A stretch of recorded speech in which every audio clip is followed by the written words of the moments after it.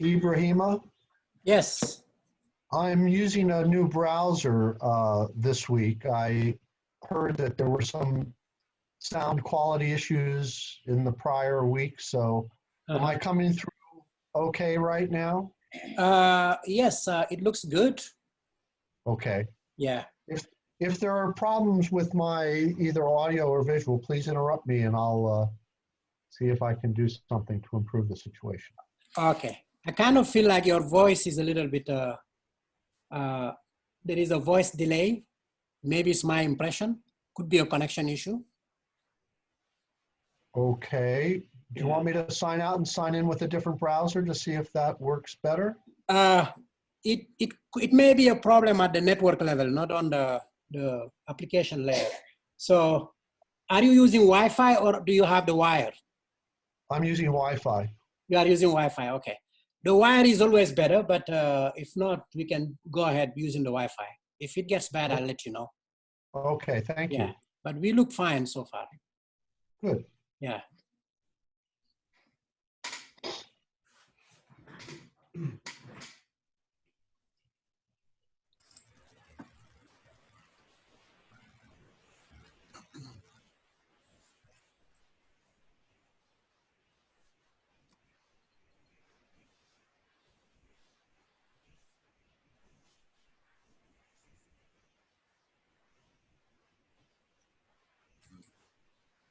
Well, we're at 6:32.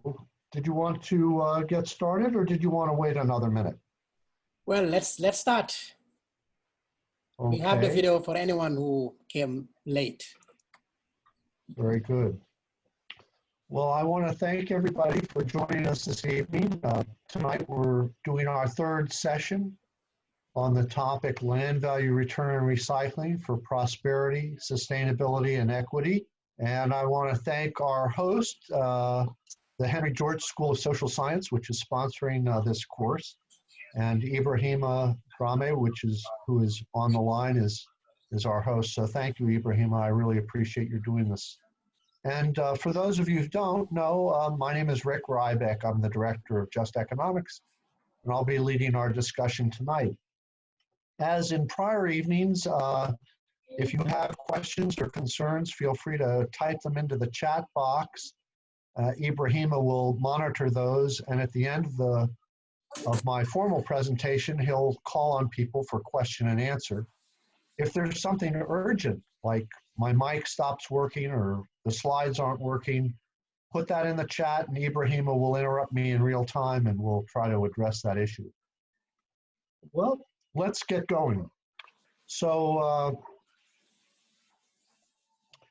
I did think it was important that before we get into the meat of our class tonight, that I just touch briefly on the topics of economic justice and racial justice. Certainly this course deals with the concept of economic justice. I hope you've picked that up over the last two weeks. But of course,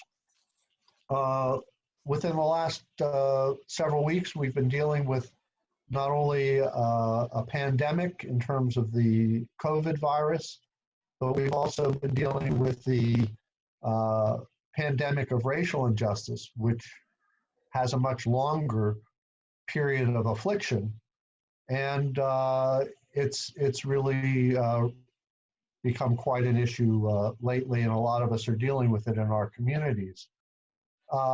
The fact of the matter is that people are treated differently based on their skin color. For most of us, this is not what we want, but it is a reality, and I think we have to recognize that. Economic justice and racial justice are linked. Dr. King is famous for having said, "What good is having the right to sit at a lunch counter if you can't afford to buy a hamburger?" So Dr. King was very aware of the links between economic justice and racial justice. But when I was first getting involved in economic issues in the 1970s, a lot of people said, well, racial injustice and bigotry, that's just a sort of a manifestation or a sidelight of economic justice. If you just cure the economic ills, these other things will disappear. And I'm not sure that that's true.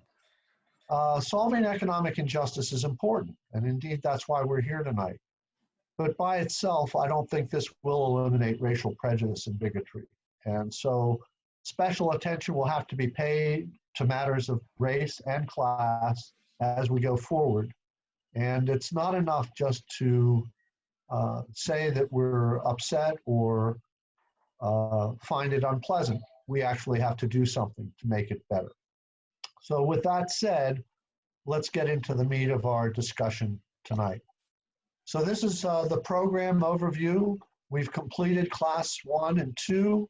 We're now in class 3, and next week we'll talk about examples.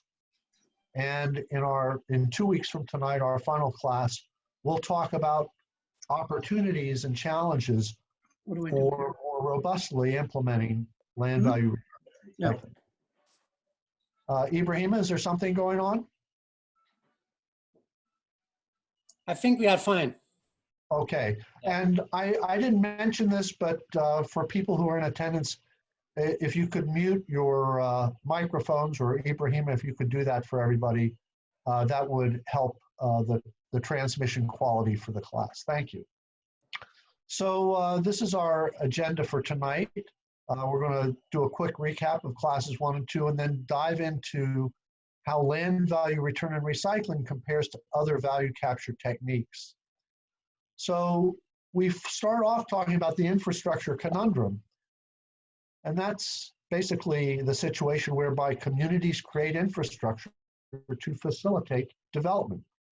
And if that infrastructure is well designed and well constructed, it inflates the price of well-served land. These higher land prices then push development away from the infrastructure to cheaper but more remote sites. And communities tend to run after new development with more infrastructure, but they never catch up. And the sprawl that results, it impairs the environment, but not only that, it creates auto dependency and traffic congestion. It strains our budgets due to the duplication of expensive infrastructure in low density areas. And of course, a corollary of this is what we call the no good deed goes unpunished problem. So we may find a community that seems to be distressed, and we think about what could we do to make life better? We think, well, maybe if we made the schools better, or improved public safety, or improved access to jobs and education by providing better roads or providing better transit. These and other solutions might help these communities. But if we're successful in accomplishing any of these improvements, land prices rise, rents rise, and the intended beneficiaries might end up being displaced.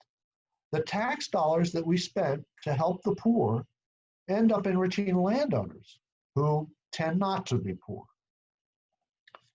So what is at the root of these problems? Land speculation is certainly one of the key factors involved.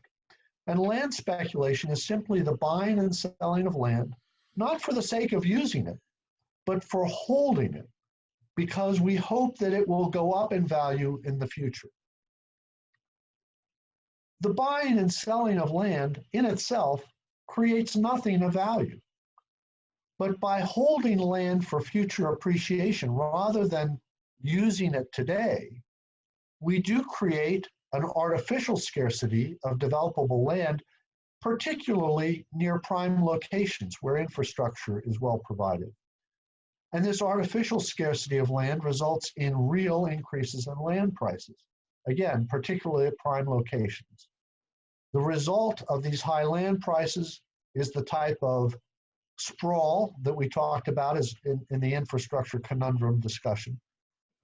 And it also leads to periodic real estate booms and busts, which create hardships for most people during both phases of the cycle, and which often lead to booms and busts in the general economy as well. It's the ability of private landowners to appropriate publicly created land value that serves as the fuel for land speculation. And this is our diagram that shows the status quo. Here we have the public. They pay taxes on labor and capital to the government. The government uses those taxes to create public goods and services. which oftentimes enhance land values, a small portion of which trickle back to the public through the property tax. But the lion's share of publicly created land value ends up as a windfall to the owner of prime sites. And what we talked about is sort of interesting in this situation is that the public, after paying large taxes to the government, if they want to take advantage of the infrastructure their taxes have created, they want to locate their home or their business next to the good school or the new interchange or the transit station. And when they try to do that, they end up having to pay a high premium to get access to the infrastructure that their taxes already paid for. So in essence, most of us end up paying at least twice for infrastructure. And what we've proposed as a solution is something I call land value return and recycling, where, as you can see, a more robust share of publicly created land value is returned to the government that created it in the first place. And as you can see, this creates a financially self-sustaining loop. And if it's not completely financially self-sustaining, it's certainly much more self-sustaining than under the status quo.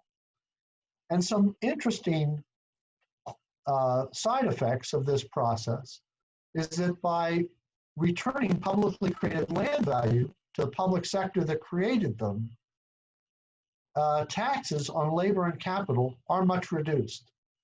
Ibrahima, my little laser pointer stopped working. Are people seeing my cursor? We can see the cursor. Yes. Okay. Yeah, we can see it. Okay, great. So we'll just get rid of the spotlight thingy. But basically, here are the taxes. As you can see, they're much less than they were before. You can see how they were much bigger.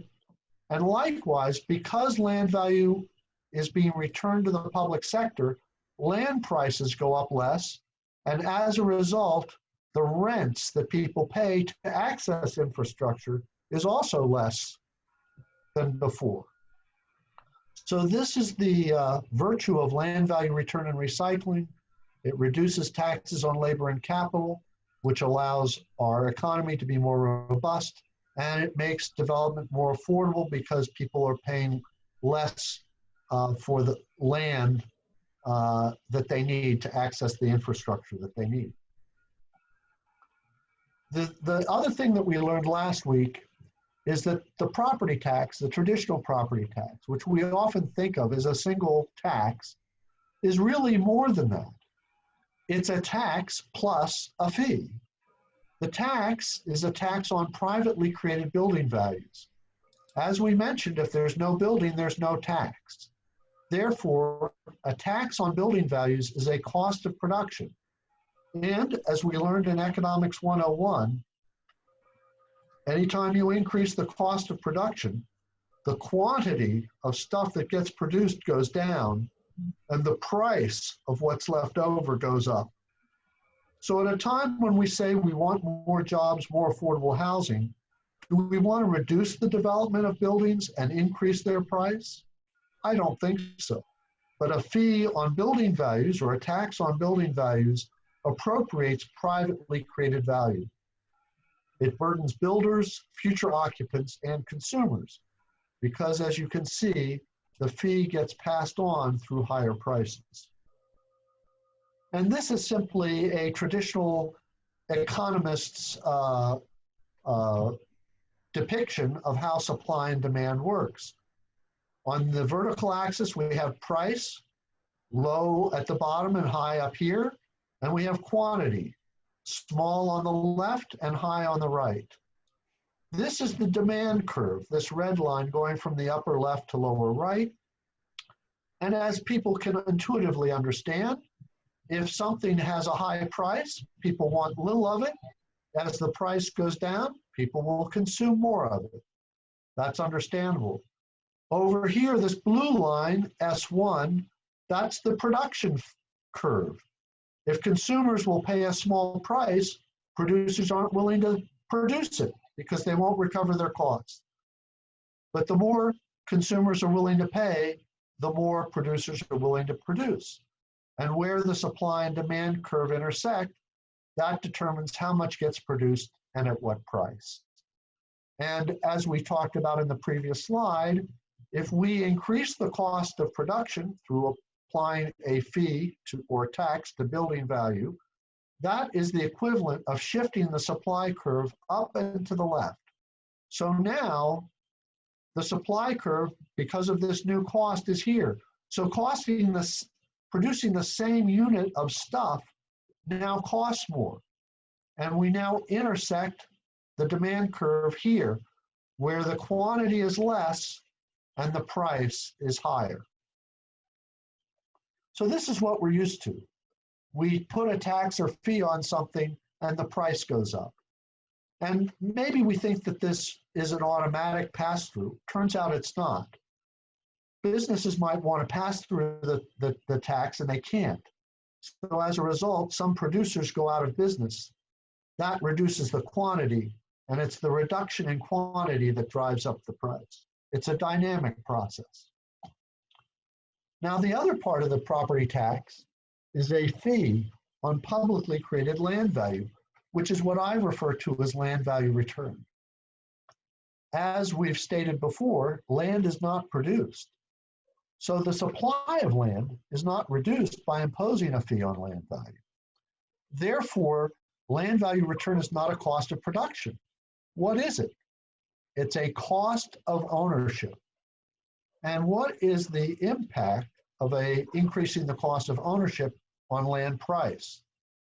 Well, land price is related solely to the expected benefits of land ownership. If we increase the cost of land ownership, that reduces the benefits of land ownership. And therefore, people will pay less for land after we impose a fee on its value than they did before. So, land value return does not burden builders or future occupants or consumers.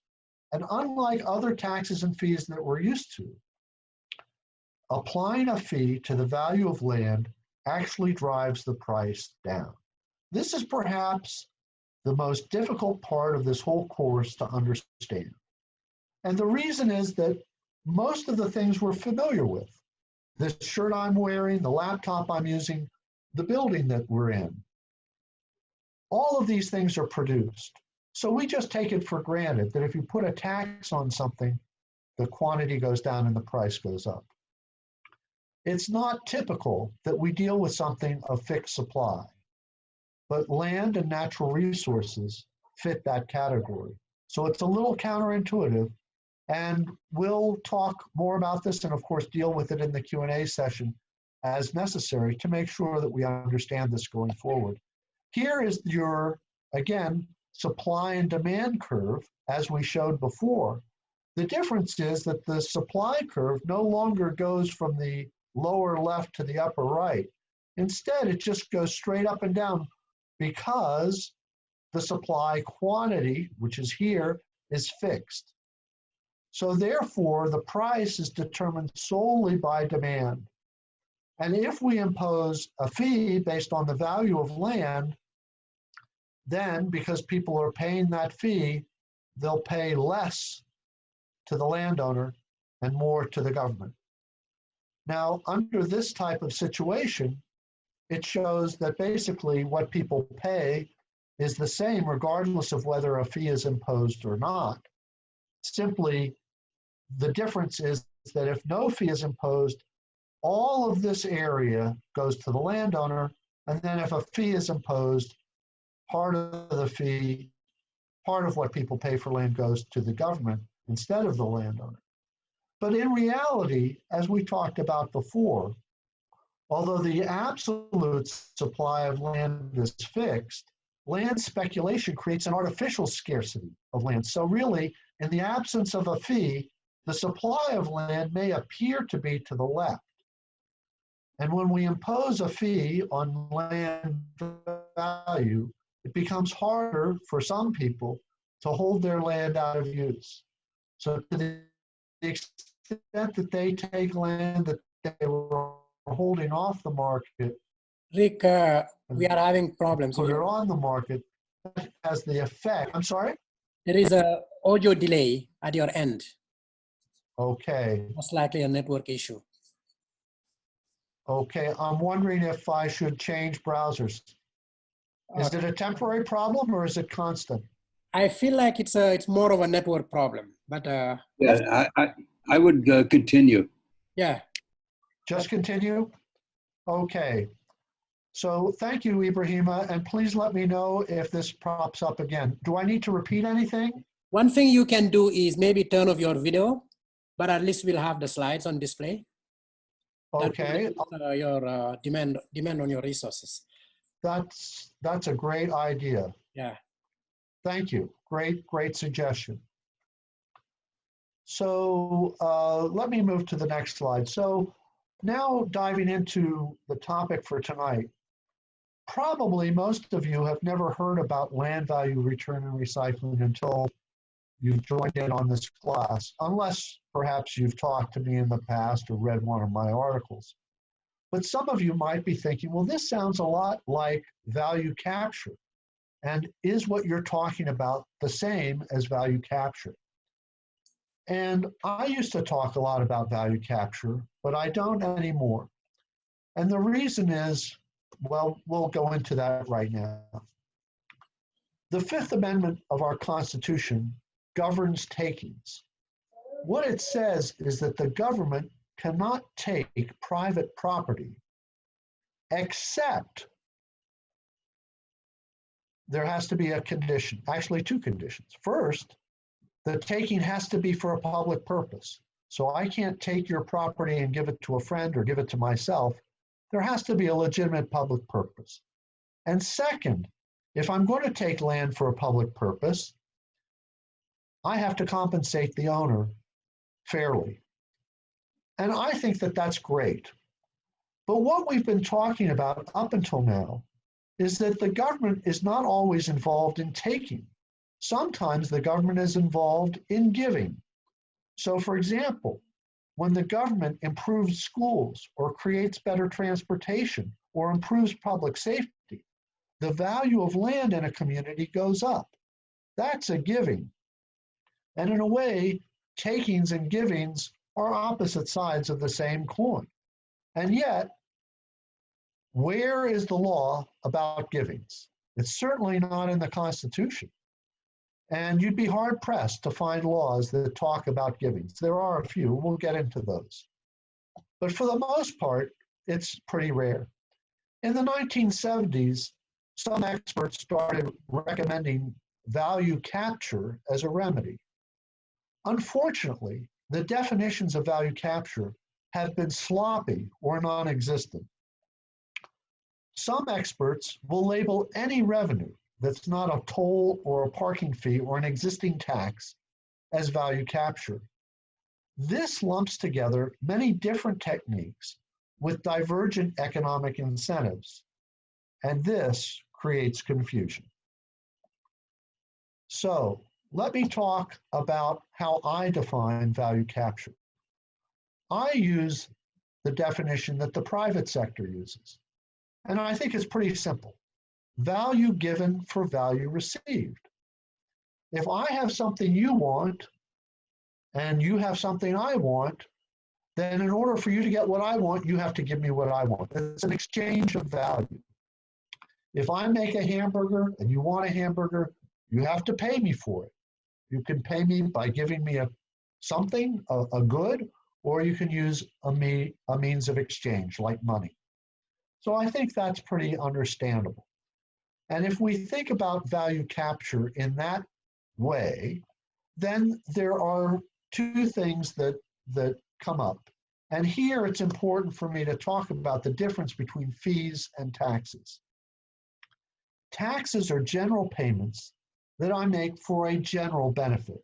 So for example, I will pay an income tax to the federal government, and the government will use some of my income tax to fund the Department of Defense, the Army, the Navy, the Air Force, the Marines, etc. Now, certainly my life is better because I don't have to worry about our country being attacked. but I don't exactly consume the bombs or the soldiers that my income tax buys. And there's not a one-to-one relationship between what I'm paying in tax and the benefit I receive. On the other hand, if I'm consuming water from our water utility, I pay for that by the gallon. And the more I consume, the more I pay. And that's a fee. So fees are more like prices. And there's a definite relationship between what I'm consuming and what I'm paying. And fees, I would break into two different categories. And certainly, before I go forward, in case it's not clear, in terms of value given for value received, we are talking about fees and not taxes. And so in the realm of fees that I would pay to the government for value that the government provides, there are two types of fees: user fees and access fees. And let me stick with the water and sewer example. We could pay for water and sewer with a sales tax, but there's no relationship between how much money I spend at the store and how much water I consume at home. Therefore, paying with a sales tax provides no incentive for me to conserve water. And if I have a leaky faucet, would I go out and buy something I don't want to compensate the water authority for the water I'm wasting? Probably not. But when I pay by the gallon, I have an incentive to conserve. And if I have a leaky faucet, I don't just see water going down the drain, I see my money going down the drain. That motivates me to fix leaky faucets. And this is why government economists, I should say, prefer user fees to general taxes, let's say like a sales tax, because the user fee connects the consumer with the public good that they're consuming. And then let me talk about something else that we talked about last week. What about the owner of a vacant lot? They're not drinking any water at the vacant lot. They're not flushing any toilets. Should they pay anything to the Water and Sewer Authority? If we imagine two identical vacant lots with the same zoning and the same demand for either residential or commercial development, but one vacant lot has water and sewer pipes at the property boundary, and the other vacant lot doesn't have these pipes within a half mile, which lot is more valuable? Obviously, the property with water and sewer pipes at the property boundary are more valuable. Why? Because if I want to develop the property that does not have access to water and sewer pipes, I've got to do two things. Either I've got to dig a well and create a septic field for the sewage, and that's very expensive. Or alternatively, I have to extend the city's water and sewer pipes for a half mile from where they end to my property. These are very expensive endeavors and will reduce the profit for my development and therefore reduce what I'm willing to pay for that unserved land. So the vacant lot that has water and sewer pipes at the boundary is much more valuable. But it's not more valuable because of anything the owner has done. It's more valuable because the Water and Sewer Authority has constructed and hopefully maintains pipes at the property boundary. And then if I want to develop that property, tapping into those pipes is relatively inexpensive. So user fees and access fees, or land value return and recycling, are two ways in which we can engage in value capture, at least as the private sector would define it. And so let me talk about some of the techniques that can be used. For user fees, we're mostly very common with user fees. Roadway tolls and congestion pricing, those are user fees. When you put change in a parking meter, that's a user fee. When you pay a fare to get on a bus or a subway, that's a user fee. The per gallon charge for water and sewer, as we were just talking about, that's a user fee. And in some places, people pay for trash based on the weight or the number of containers that they put out at the curb. So because the payment for trash removal is proportional to the amount of trash that's being disposed, in those cases, it's a user fee. Access fees are a little less familiar, but let me talk about some of them. There's such a thing as called a special assessment district. And what that is we may put a special fee on property that gets a unique benefit from new infrastructure or improved infrastructure. So if you have a subdivision that has no sidewalks and they decide to put sidewalks in for the very first time, they might assess each property for the new sidewalks based on something called front footage. In other words, the cost of the sidewalk is proportional to the length. So however wide your lot is, where the sidewalk will go, that's the fee that you're charged. Narrow lots pay less, wide lots pay more. Alternatively, they could say that by putting in curbs and sidewalks, the value of your land will be worth more. So we'll simply assess an extra percentage on land value only. So either by charging you the actual cost or a percentage of land value in a special assessment district, both of those are examples of land value return in terms of an access fee. Sometimes the public sector owns land or air rights. And if they sell or lease the land at market value, then the public sector is getting a return on the land value it has created. Betterment levies are uncommon in the United States, but more common in South America. These are one-time payments that the government demands from landowners in exchange for new infrastructure that improves the value of their land. Joint development or transit access fees. These are public-private partnerships. In joint development, the public sector typically provides land or air rights, and a developer provides construction expertise and either debt or equity capital or both. And they engage in a development project. And to the extent that the public sector gets a fair market return on the land or air rights that it provides, that's an access fee. Transit access fees are a little less common, but I can explain them. In Washington, D.C., occasionally we have department stores or office buildings where you don't have to go outside to get to the subway. If you're in the basement of these buildings, they have a panel and you can walk right from the office building or the department store into the subway system without going outside. And because people like to have access to transit, and they like it even better when they don't have to go outside to get there, that makes the building more valuable that has the access. So in Washington, D.C., our transit authority charges a fee for adjacent properties if they want to install a knockout panel so that they have direct access to the transit station. And finally, the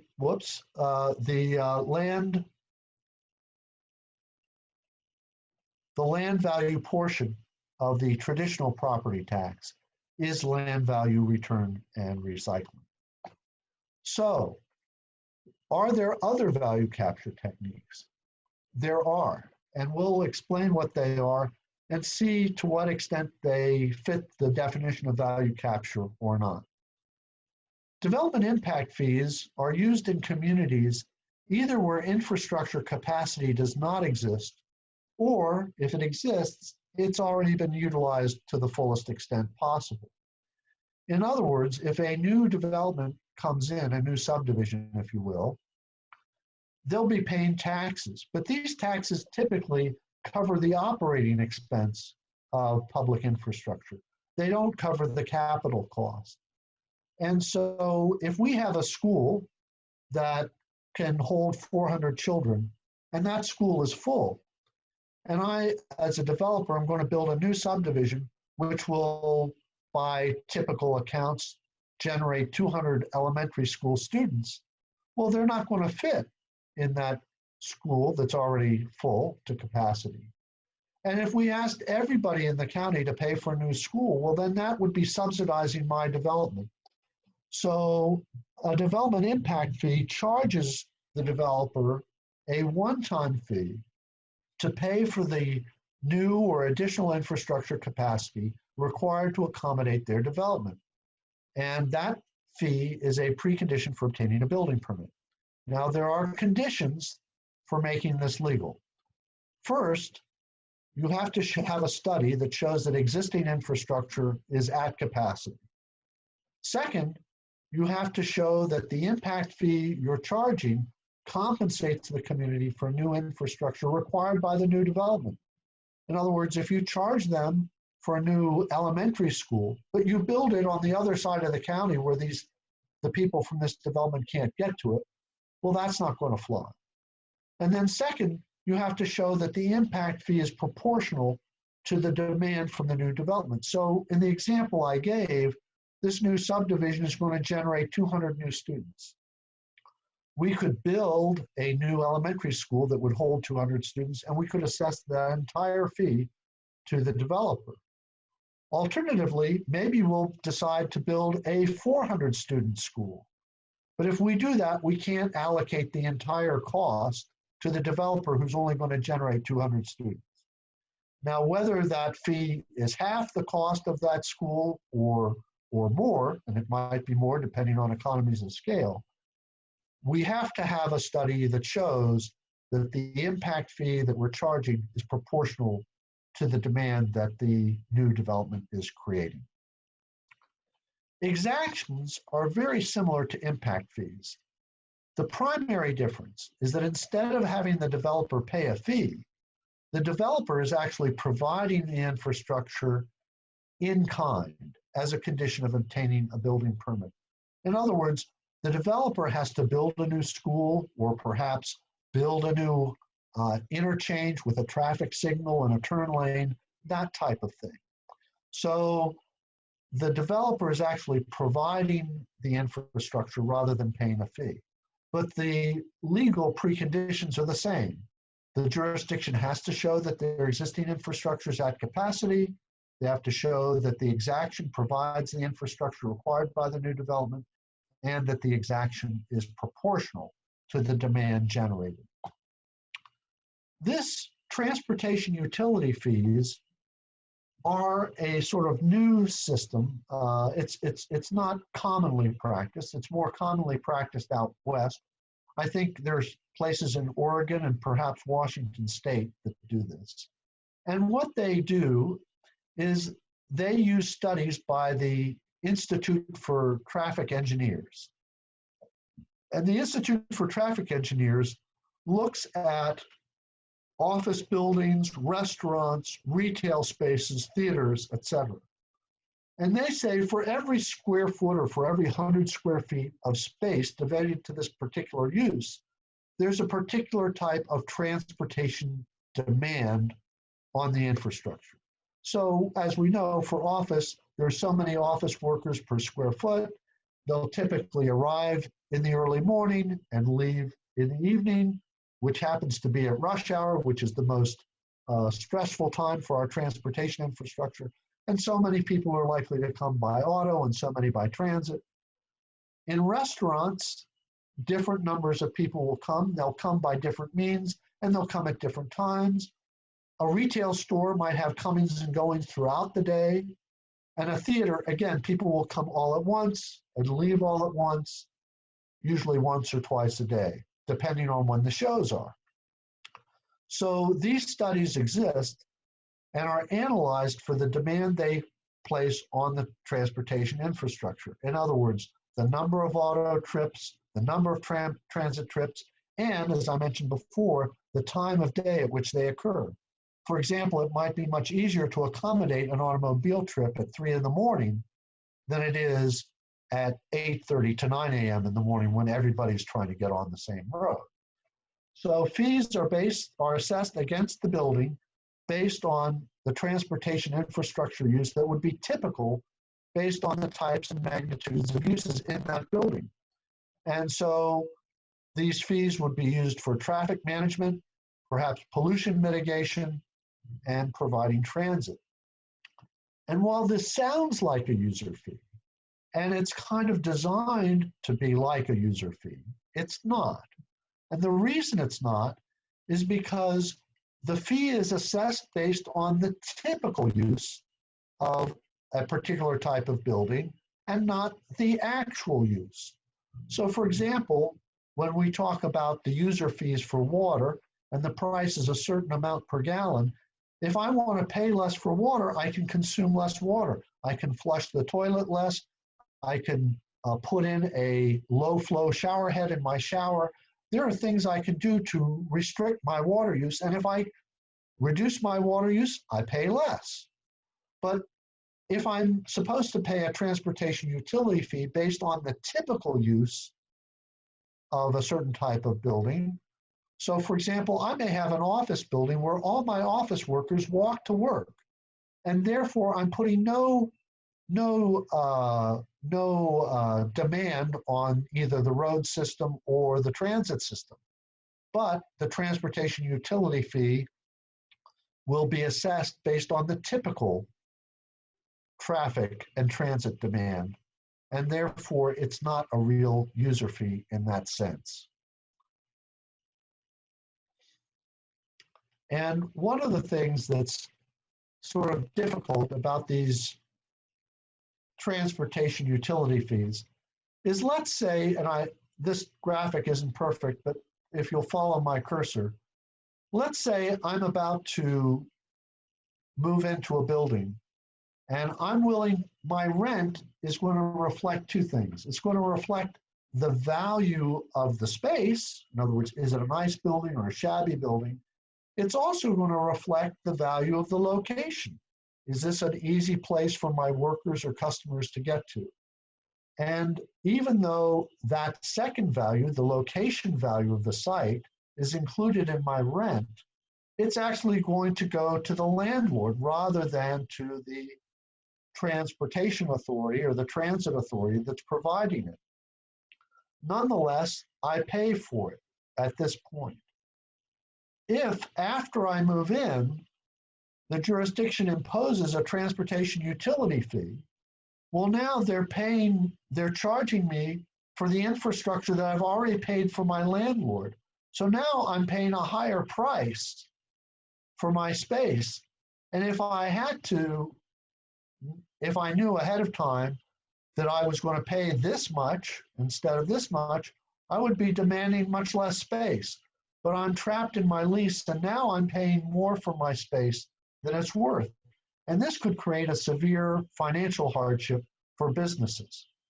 Now, alternatively, if a new building was built and a transportation utility fee was imposed before any of the tenants moved in, then the tenants would say, well, this is what I'm willing to pay for the space because this is the amount of the utility fee.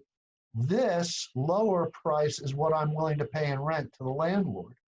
Under this scenario, I'm getting what I'm paying for, and I'm not overcharged. And the landowner is actually receiving less because of the transportation utility fee.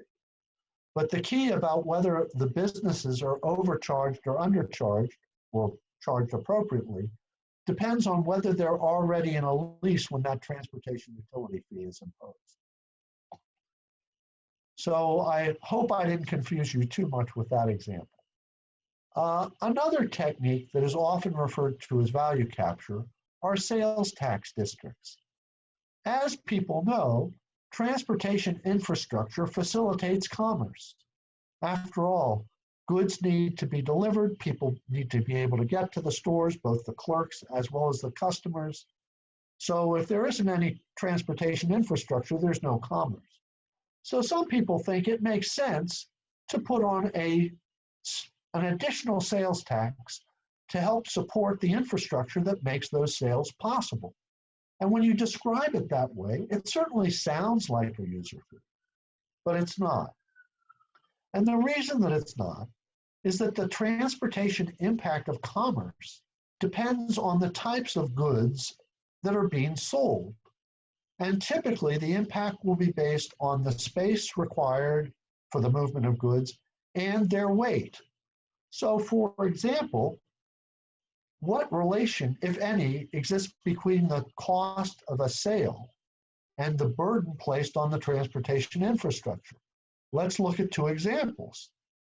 Let's say I buy $10,000 worth of lumber. Well, that's a lot of lumber, and that lumber is bulky and heavy. It will require maybe more than one truck, and it'll be heavy, and the weight of that truck is going to create damage on the street.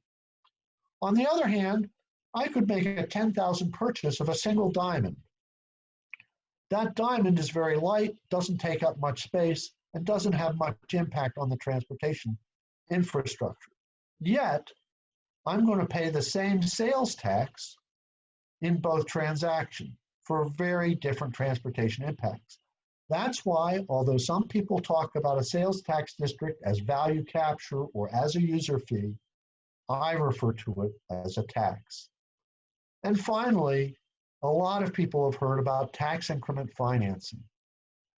This is often referred to as value capture. I disagree, and let me try to explain why. Let's say that we have an infrastructure project that will primarily benefit a few nearby landowners. If I was the mayor and put this project in the budget, it would probably generate opposition. People would say, why should I, a typical taxpayer, pay for a project that's only going to benefit a few other people? I'm opposed to that. So here's a solution. Let us assume that without this infrastructure project, tax revenue from the area around the project would be flat. In other words, it would not grow. And we'll assume that any increase in revenue after I begin this infrastructure improvement project is due solely to the infrastructure project. So after the infrastructure project is begun, any increment in revenue, instead of going into the general fund, goes into a special account dedicated to pay off the cost of the infrastructure. So, using tax increment financing, I don't have to put this project into the budget. Why? Because I'm not spending money out of the general fund. So, what I'm doing is I'm using increases in tax revenue in future years to pay for the project. It appears that the infrastructure is paying for itself. Is this value capture? Well, here's what this looks like. Here is the level of revenue that we're collecting from this area before we create our project. This is the point that the project begins, right here at this point. So what we do is we create an assumption that but for the project, revenues into the future would be static. And after we start the infrastructure project, revenues go up. All the increase in revenue, or the tax increment, instead of going to the general fund, it goes into a special dedicated fund to pay off the bonds that were used to pay for the infrastructure. And then after this bond is paid off, typically that's 20 to 25 years, then all the revenue goes back to the general fund. But note, there's a long period, 20 to 25 years, where revenue from this area going to the general fund is static. Meanwhile, the cost of schools, the cost of police and fire protection, all the other things that the public is doing is going up by the cost of inflation. And in reality, if we didn't do this project, revenue would probably go up anyway. Maybe not as much, maybe not as steeply, but it would go up some. So is this value capture? One of the things that's important to understand is that the taxpayers who are in the tax increment financing district are paying the exact same tax as they would if there was no tax increment financing district. In other words, they're paying the same income tax, the same sales tax, the same property tax as they would under the status quo. So there's no new value capture. I mean, if one of the taxes that we're measuring is the traditional property tax, well, certainly the land portion of that is value capture or land value return. But as we've noted before, under the status quo, that's really small. And under tax increment financing, that's no more and no less than would otherwise be the case. So there's no new value capture occurring in that respect. And funds that otherwise would go to the general fund are now being used to pay for the infrastructure. So what we have is a situation where instead of taking money out of the general fund, which would be objectionable to taxpayers, we're using a TIF to prevent revenue from flowing into the general fund. Again, it's the opposite side of the same coin, but it's kind of a sleight of hand, a smoke and mirrors, if you will, to make it appear as if the infrastructure is paying for itself. So here are the techniques we've been talking about tonight. We've talked about development impact fees. How would I characterize that? I'd call that cost reimbursement. And that is a type of value capture. Exactions are cost avoidance. In other words, the public doesn't have to pay for the new infrastructure required by new development because the developer will pay for it, actually put it in themselves. Transportation utility fees, although they're characterized as value capture and characterized as a user fee, I think they're really a tax, and therefore they're value transfer. Sales tax districts, again, they're a tax, not a fee, and value transfer. There's very little relationship between the sales tax I pay in a commercial transaction and the impact on the transportation infrastructure that that transaction imposes. And tax increment financing, as I indicated, is kind of a myth. It's set up to appear to be value capture, when in fact, all it's doing is segregating revenue. So I would call that revenue segregation. So here are a whole bunch of value capture techniques. And are they value capture? Are they land value return and recycling? I'm going to put up in the next screen some yes/no answers. The ones that appear in green, which will be the first column, would be the answer based on the popular or fuzzy definition of value capture. So under the fuzzy definition, all of these techniques are considered to be value capture. But is it value given for value received? Well, in the case of transportation utility fees, sales tax districts, and tax increment financing, the answer is no. In terms of special or benefit assessment districts, the answer is maybe. And why maybe is because it depends on how the special or benefit assessment district is created. If it's based on front footage for new pipes or new street paving or sidewalk paving, well, that's like a development impact fee. It's based on the cost, and that's cost reimbursement. That's value capture. So that would be fine. And if it's based on a percentage of land value, to the extent that that infrastructure enhances land value, that's also value capture. But sometimes a special assessment is simply levied as a percentage on the entire assessment, which means land plus building value. And the assessment on building value has no relationship to the benefit received from the sidewalk or the street. And again, it means that somebody who has a building is going to end up paying more for a given length of sidewalk than the owner of a vacant lot, even though it costs the same to build the sidewalk across lots of equal width, regardless of whether they're developed or vacant. Now, are these land value return and recycling? And the answer is yes, for some of these. Now, land value taxation or a split tax, land value tax is simply a property tax that taxes only on land value. There is no building tax. So that's definitely land value return and recycling. A split, and I should mention that land value taxes are very rare in the United States. A split rate tax is rare, but there are more examples.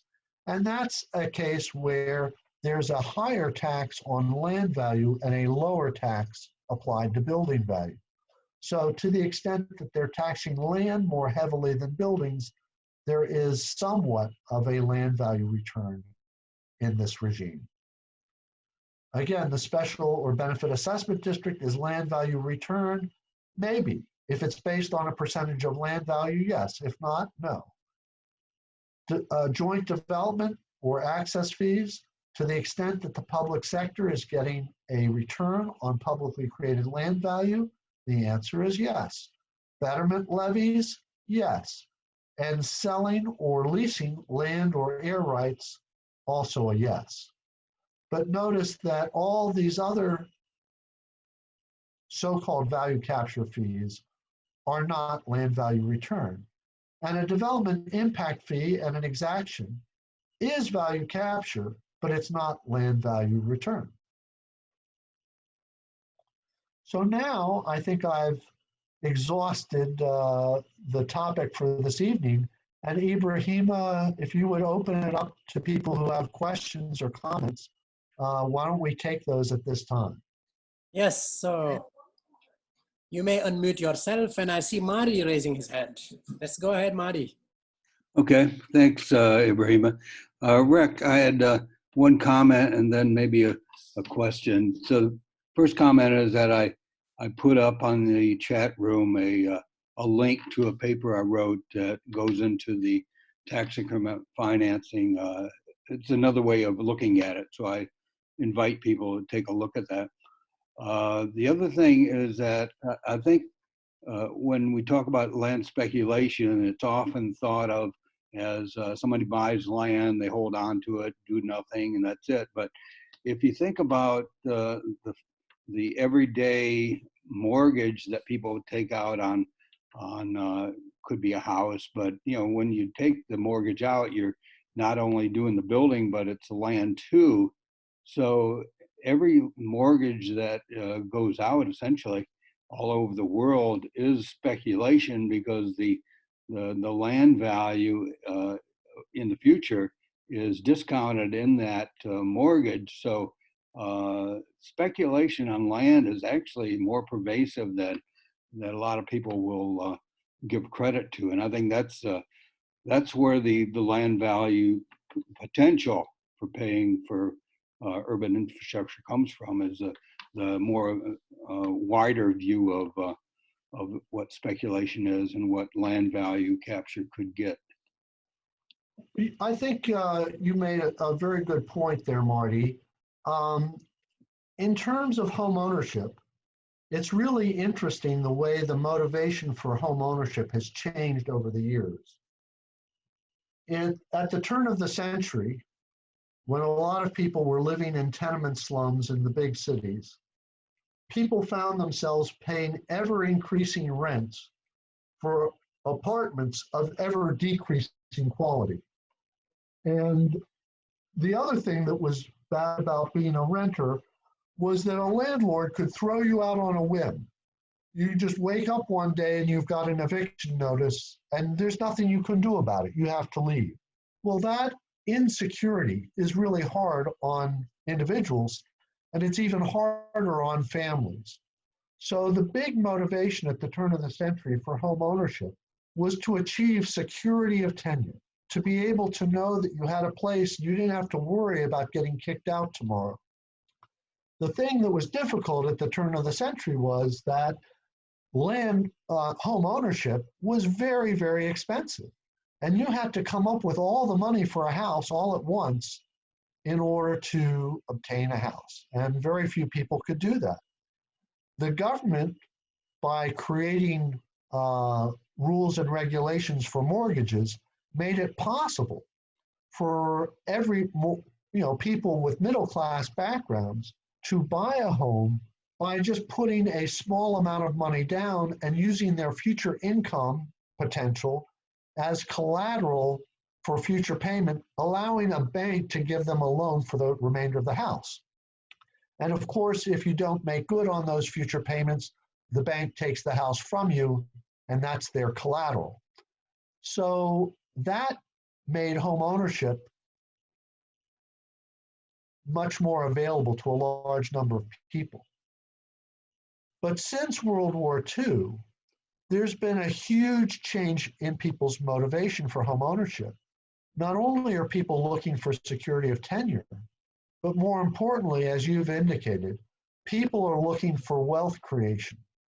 And the notion that I could buy a house for $100,000, and then after owning it for a few years, I might be able to sell it for several times what I paid for it. Wow, what a miracle. What a fantastic way to build wealth for myself and my family. This increase in value seems almost magical. Where does it come from? It seems to just come out of nowhere. But in reality, it's not the house that goes up in value so much. I mean, houses, like anything that are man-made, if they're not constantly maintained and improved, they'll crumble to dust. So the house, to have value, must be continually maintained and improved.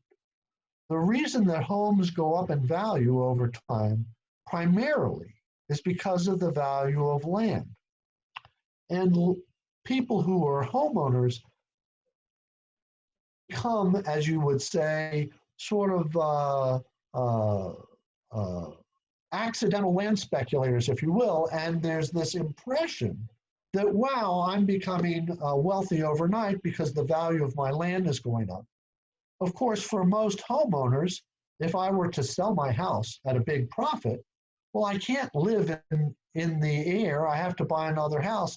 And most likely the house that I would buy, the land under it has also gone up in value. So while I get this illusion that I'm making this tremendous killing on real estate, in actuality, probably not. But it does create the illusion that I'm benefiting from land value increases. And it does cause a lot of homeowners to feel that somehow they're in league with the big land speculators who own downtown land and that sort of thing. So thank you for raising that issue. Yeah. Ibrahima, who has the next question or comment? All right, Marty, unless if you have another comment, we'll move to Ed Dodson. No, I'm okay. Good. Well, the exchange between Marty and Rick sort of reminded me, and maybe it's important to note about housing financing, that up until the establishment of the Federal Housing Administration during the Roosevelt administration, the real problem was that people who obtained financing to acquire a residential property generally had a short-term mortgage loan that had to be refunded every 5 years or so.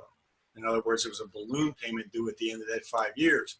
So if you happen to have purchased your home in 1928 at the height of the market, and your balloon came due in 1933, you were going to have a really difficult time finding financing, and you'd become delinquent, your loan would come due, and you'd be evicted and put out. So that was one reason why the federal government in the United States established the mortgage insurance program through FHA. And from that point on, the banks knew that if they made a loan under those conditions and the borrower defaulted, that they would be pretty much protected from loss. But the government did impose limits on the amount that could be borrowed, and the idea there was to target it to lower income households. And the rest of the market, this included all the way up to when I was trained as a loan officer for a commercial bank. Our bank required a 20% cash down payment. So effectively, this is up into the 70s. If you're purchasing a residential property, you pretty much purchased the land for cash, and you finance the cost of the house over 30 years, amortized, so that basically the loan paid off at roughly the same rate as your actual house depreciated in value. So by the time your house, if you didn't put any money into it to upgrade it, keep it up, by the time your loan is paid off, your house is basically worth not very much. So the market, did adjust to those risks.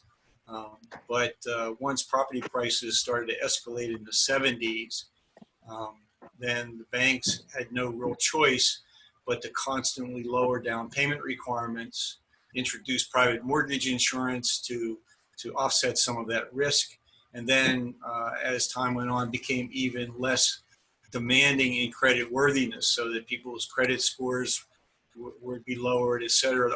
All kinds of changes were made.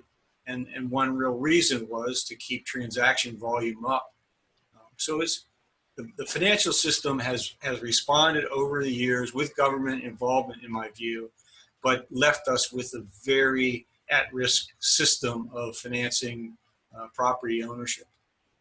And I think one of the things that your comment reminds me of, a couple things actually.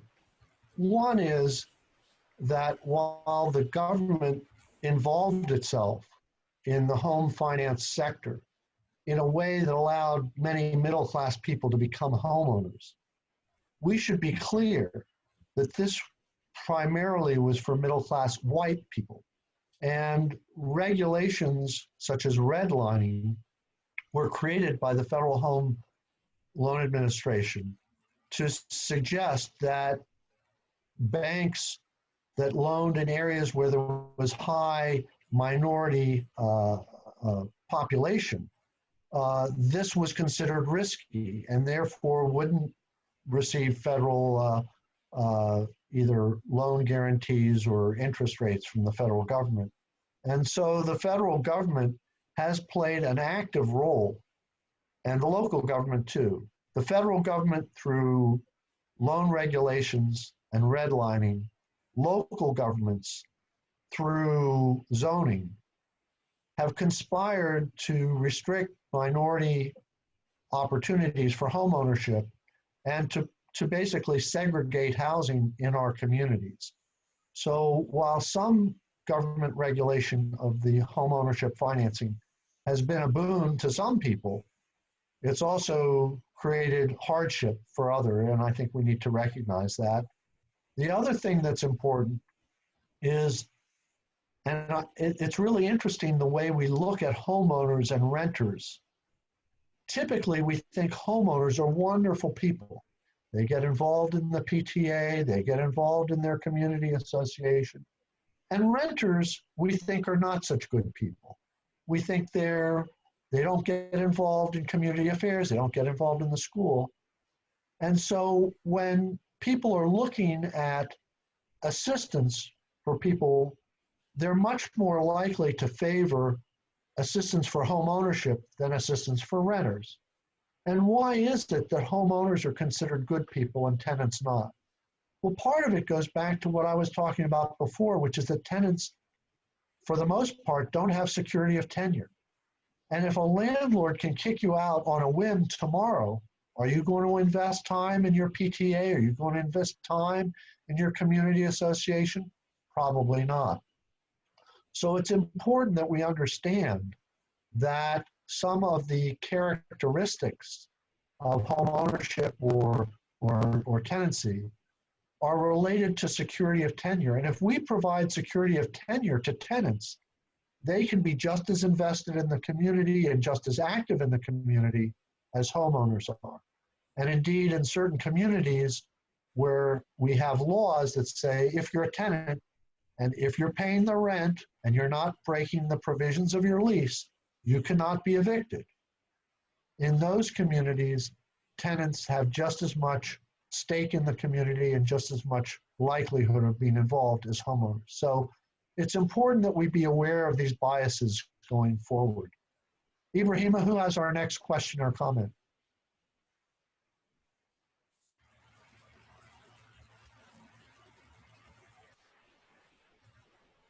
Ibrahima, are you there? Yes, so I was muted. Maya has a question, I believe. Go ahead, Maya. So yeah, I just unmuted. Hopefully it stays quiet enough behind me. But So my question was about, well, first there's more of a like comment in response to the security of tenure issues. We totally clearly know from a lot of good research that being in a community for 10 years or more is actually more connected with being of beneficial volunteerism and civic engagement in that community than anything about tenure. That, you know, often what homeownership does is it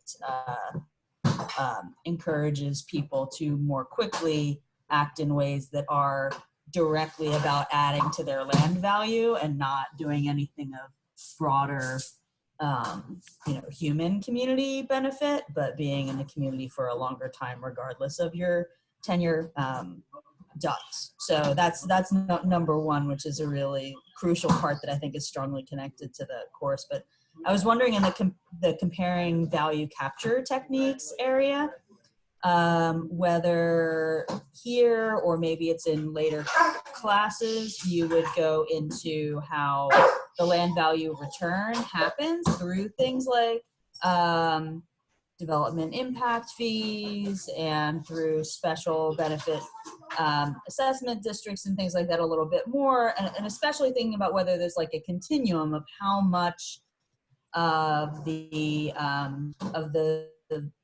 typical publicly added value actually comes back through different of these. If there's some where it comes back more regularly and others where it's a little bit more discrete.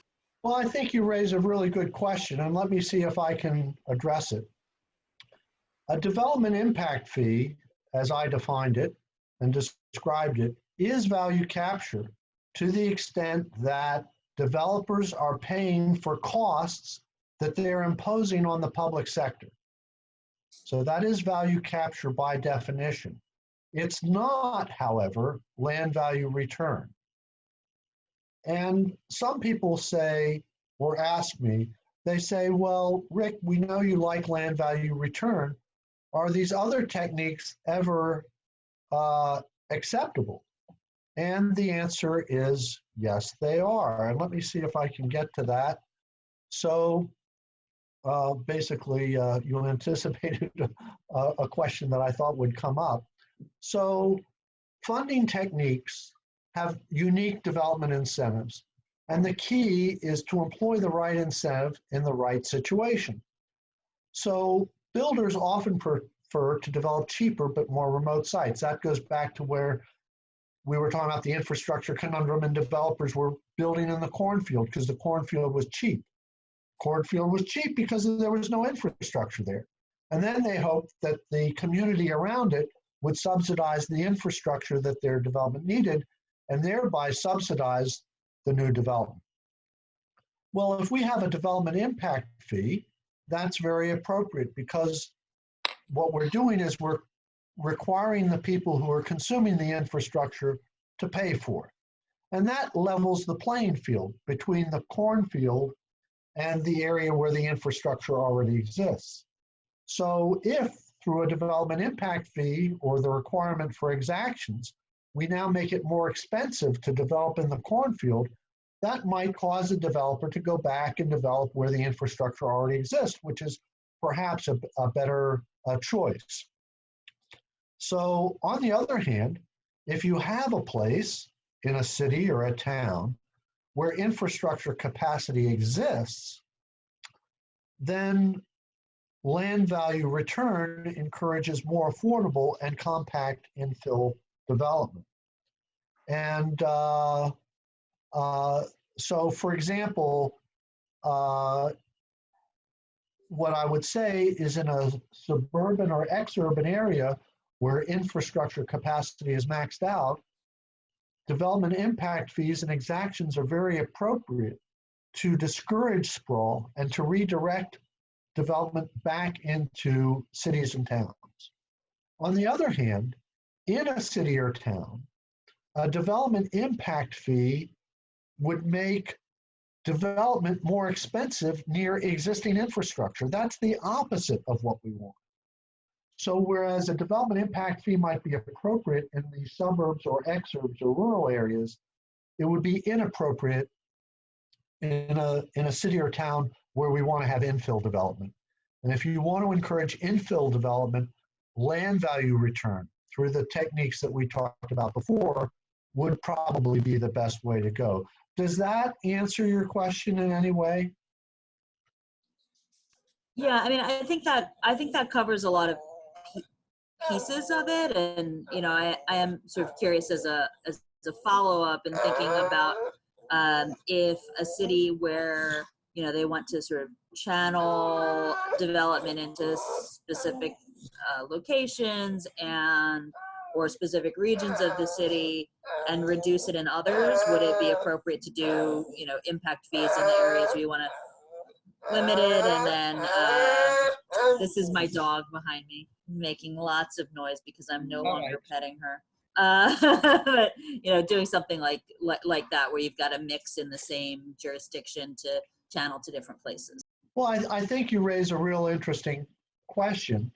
And I think what it brings to my mind, and I mentioned it before, is that you want to use the right funding technique in the right situation. In addition, there are other techniques for channeling development. These include development regulations, zoning, transferable development rights.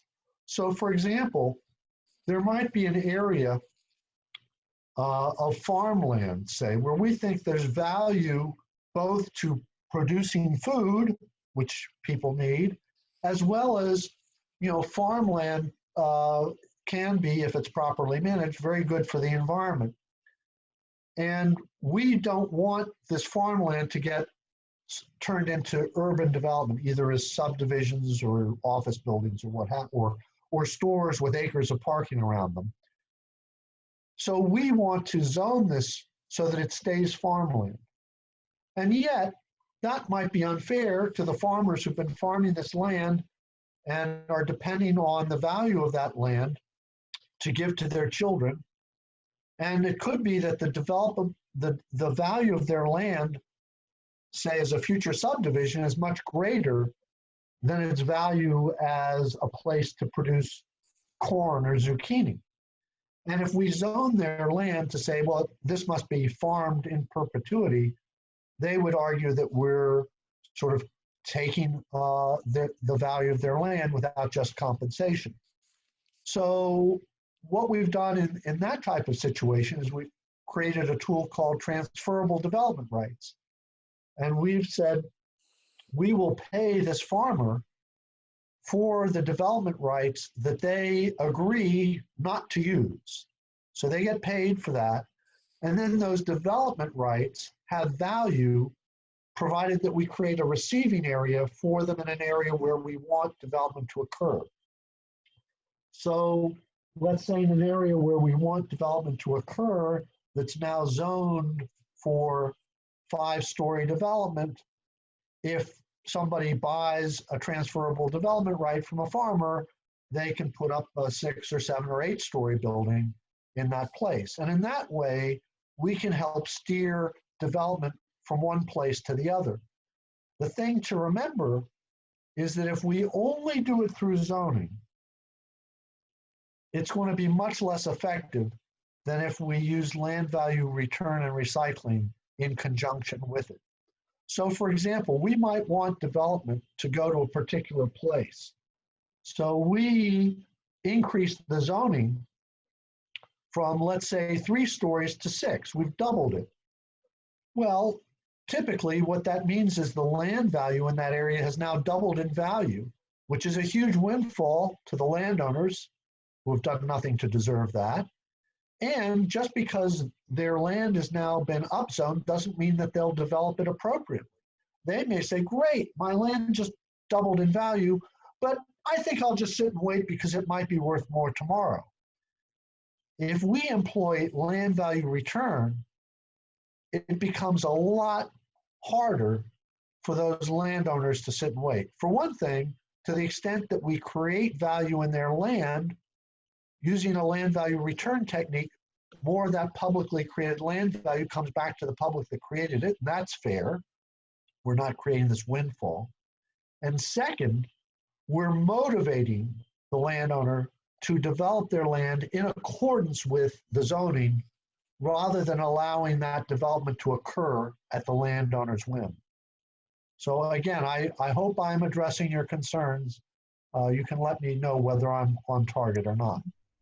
Yeah. Thanks, Good. Rick. Ibrahima, who's next? Looks like Ron has a question. And after Ron, we have Ed Dodson again.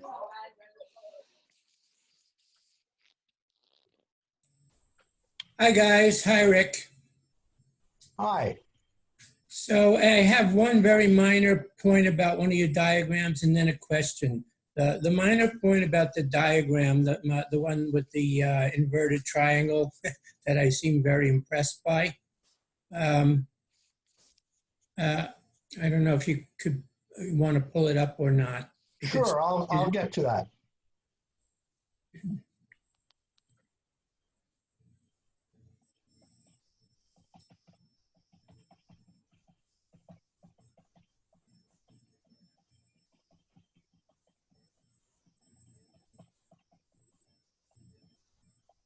There we go. Good. Okay, so again, because a picture is worth 1,000 words, on the very far left, you have the green arrow pointing downward, rent, right? Right here. Yeah, right. And I think it would be really an improvement on the diagram if that arrow just didn't just kind of go down into the, into no man's land, but actually like some of your other, arrows, your elbow arrows, that it actually is shown to point back to what I guess would be at the bottom of the triangle, owners of the prime sites for the most part.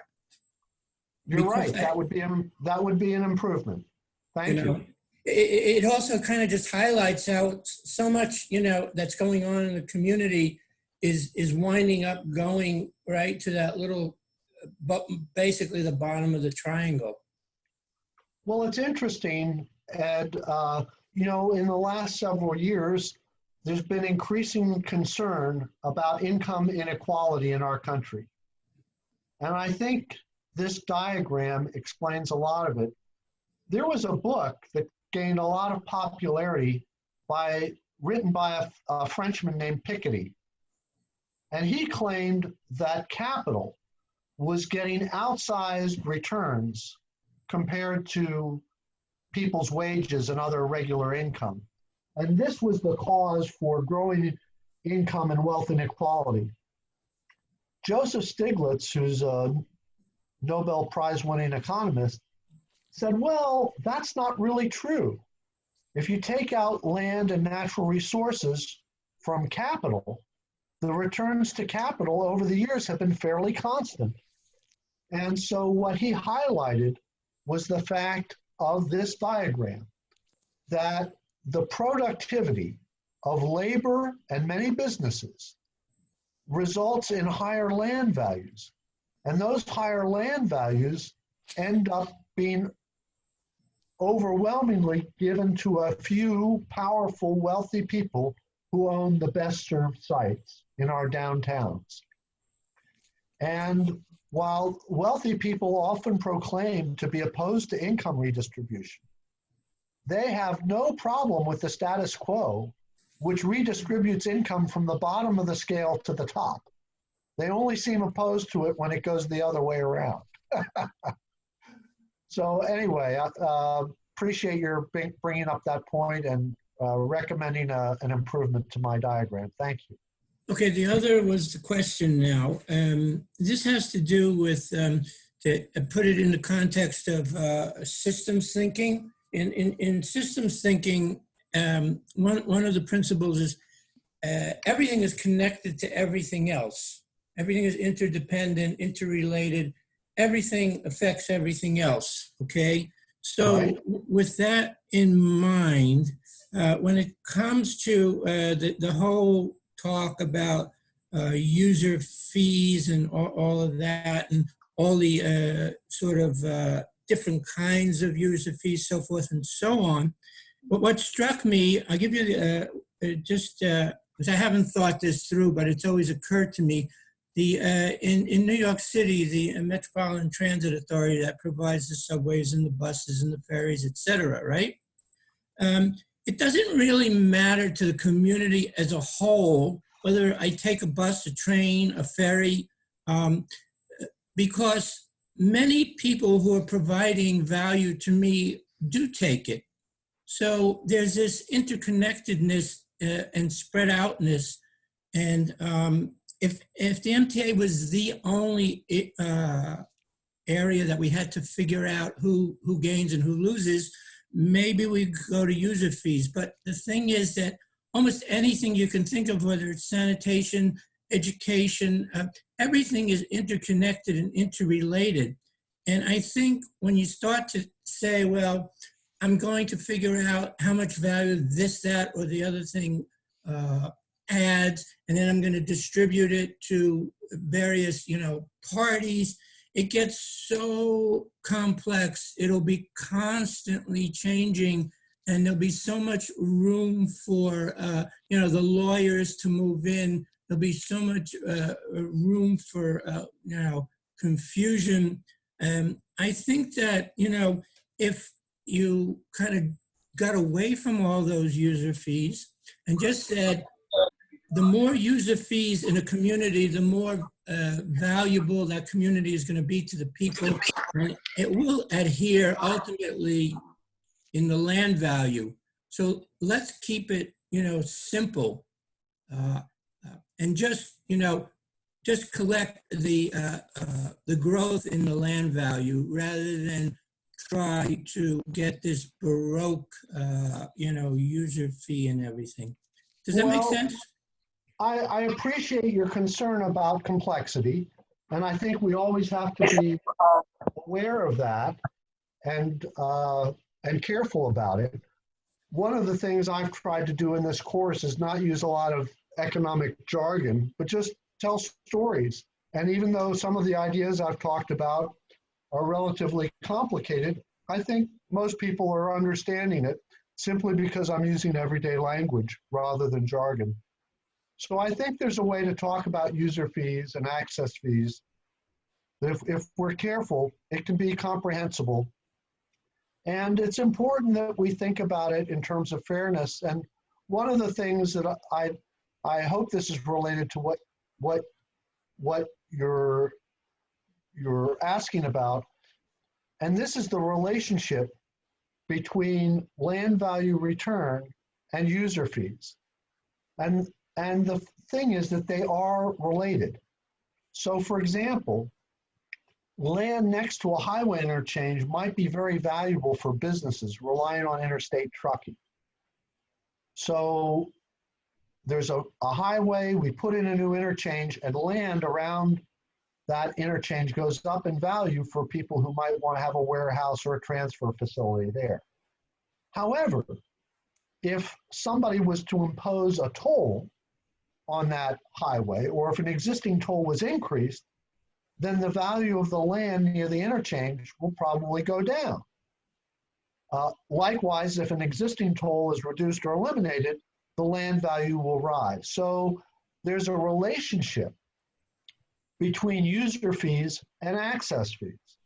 Now, some people might say, oh, Rick, this is so complicated. But I think in the example I've just given, you can understand it. And here's an interesting example. In the 1890s, the Chevy Chase Land Company bought 1,700 acres of farms and forests on both sides of the DC, Maryland border. And this land was cheap because it was difficult to get to the jobs and shops downtown. Chevy Chase Land Company constructed a streetcar line from downtown to its land holdings out at the edge of town. And the Chevy Chase Land Company charged a few pennies to ride the streetcar. Now, these fares probably covered the cost of the conductor, but it certainly didn't cover the cost of the rails and the rolling stock. Yet, the Chevy Chase Land Company recouped its capital cost because the land that it bought very cheaply now was much more valuable for homes and business locations. Why was it more valuable? Because now there was this cheap and convenient access to downtown. If the Chevy Chase Land Company had attempted to recoup all of the streetcar costs through the fare box, and certainly if you listen to the discourse today about how to fund transit, you'll hear some people say, the people who ride the transit should pay all the costs. Why should the rest of us taxpayers subsidize transit?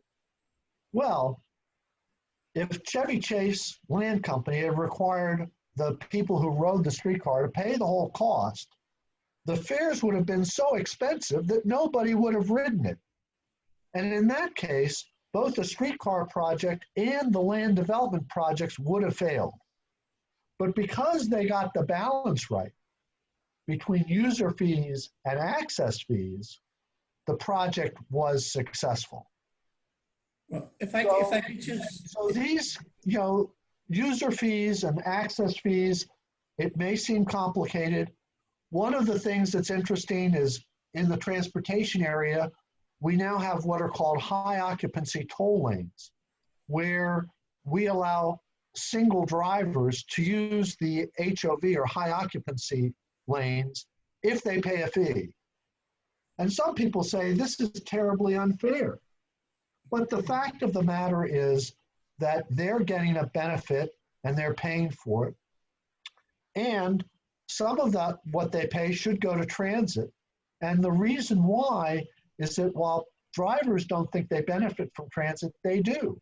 They're not riding the bus or the train, but because other people are riding the bus and the train, there's much less traffic on the roads. So there are complicated interrelationships between who benefits from public goods and services. And I think that for people who are in the public sector, it's important to do the analysis to figure out who benefits from public goods and services, and then apportion the costs appropriately so that people who benefit pay in proportion to the benefit received. No doubt there is some complexity, but if it's well communicated, I think the public can understand and appreciate it. Ibrahima, who's next? Rick, I think I'm back up on your schedule. I was thinking as you were talking earlier about the example of Atlantic City, which was dying until it enacted casino gambling. But the but is that within a short period of time, all the land prices rose to the level of that it could only be profitably developed as a casino, but the demand wasn't there. And then it was a very nice gesture for the casinos that the Atlantic City Expressway was built to connect Philadelphia with Atlantic City. But as time went on, it became clear to the politicians in New York and in Pennsylvania that, hey, we're losing all this revenue. Let's allow gambling here. And Atlantic City has basically gone down ever since.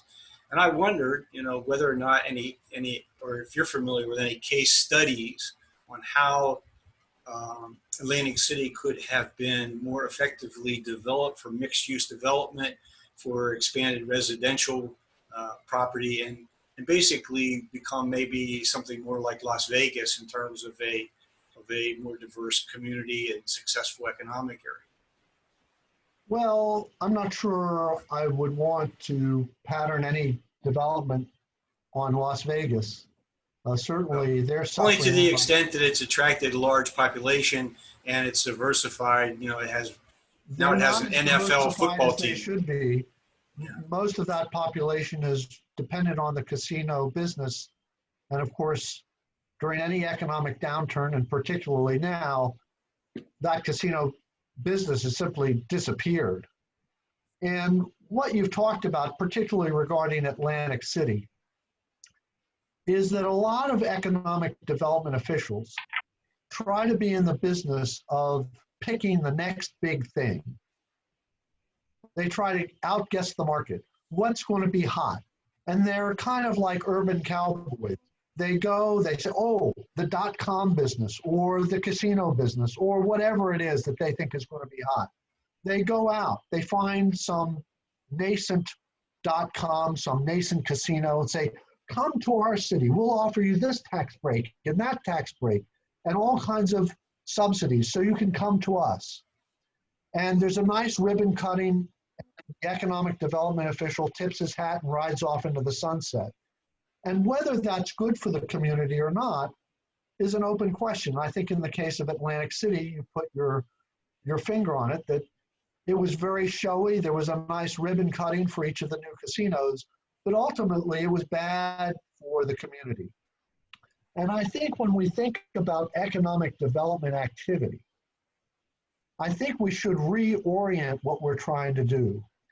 Instead of trying to outguess the market and figure out what's the next big thing, we need to be a little humble and realize that very few, if anybody, knows what that is.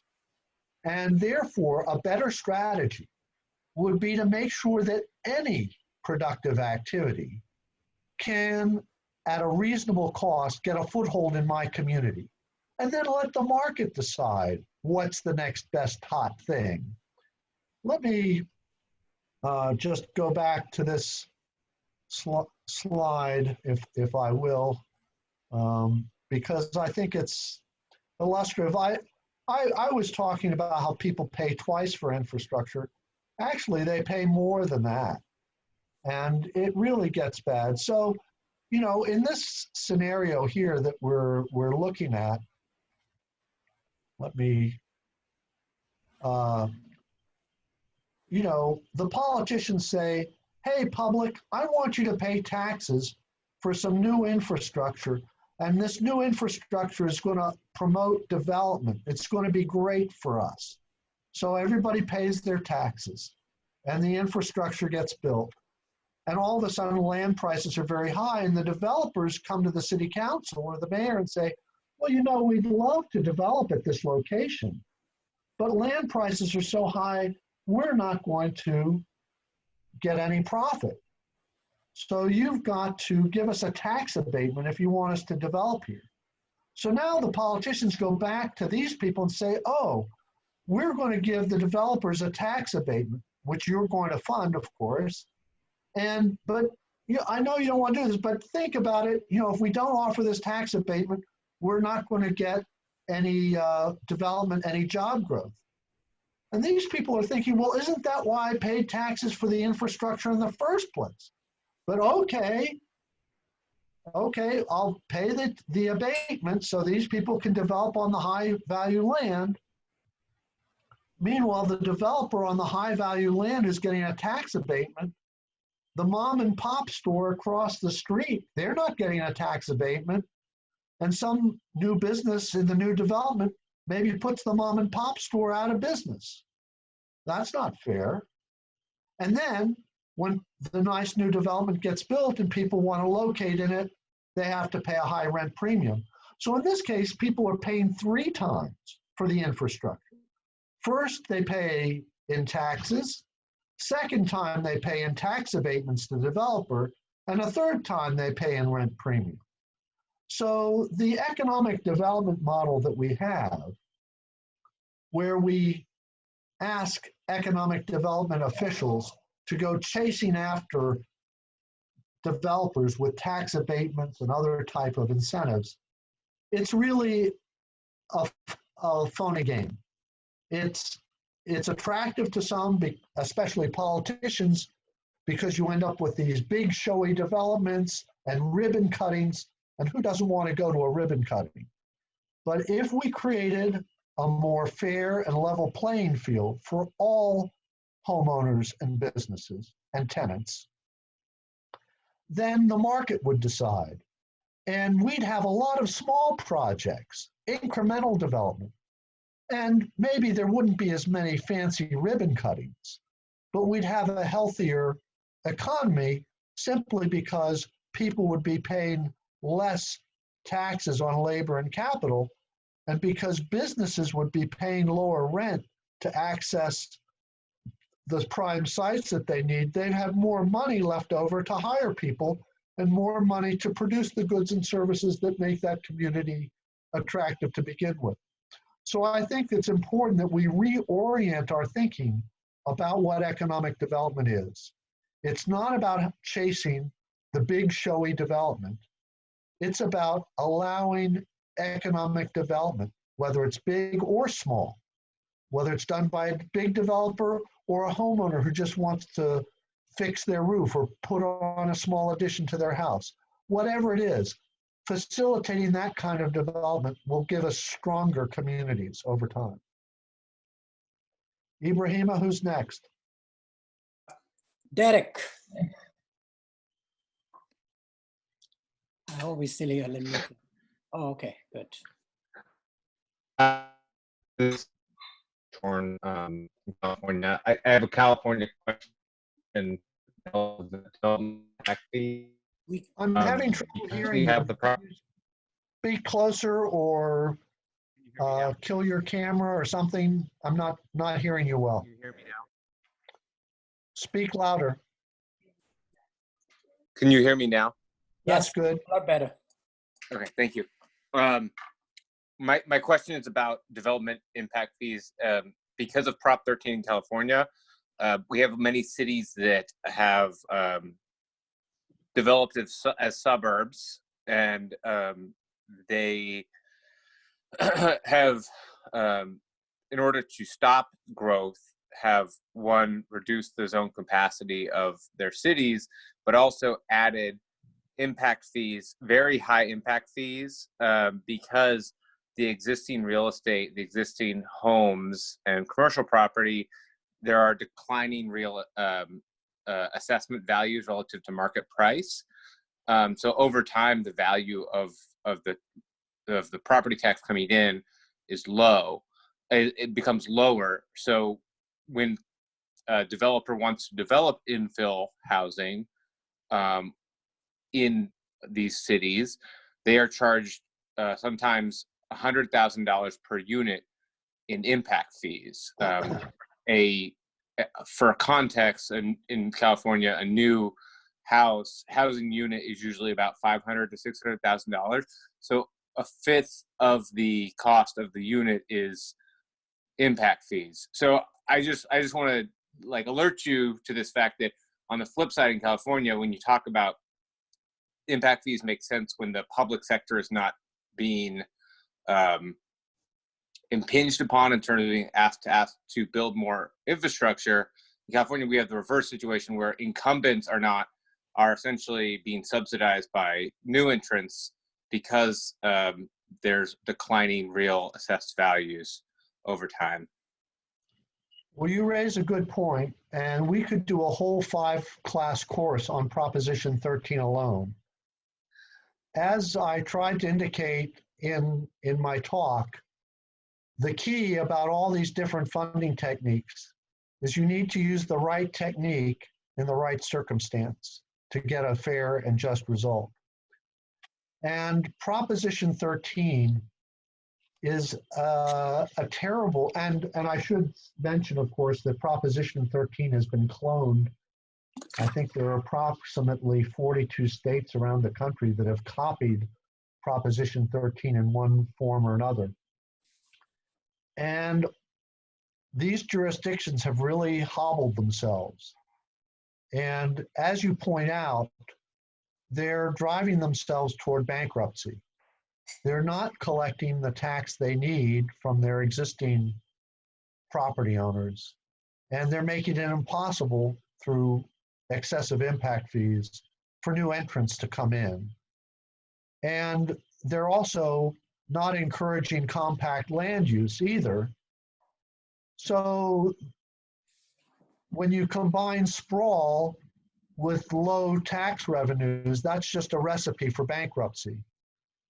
When the suburbs were new, and a lot of the infrastructure that made the suburbs possible was built with federal grants, a lot of them were 80% federal and 20% state and local.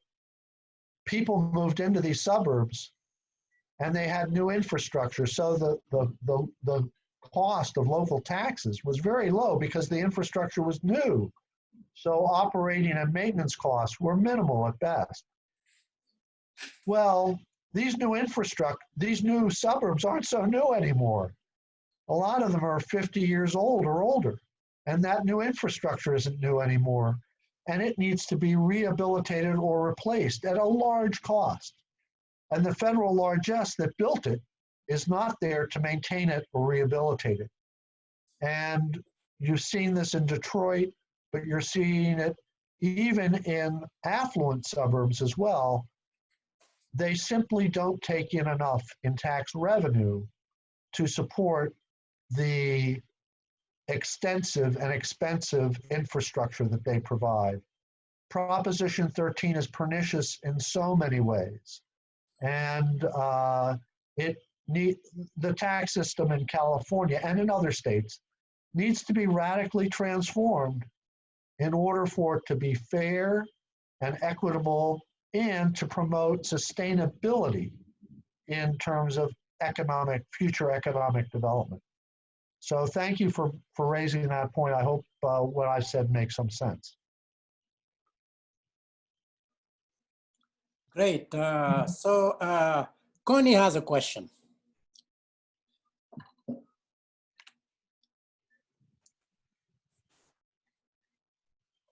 Connie, are you still here with us? Looks like she left. So let's go to Yanis. Hopefully she'll come back. Yanni, are you still here?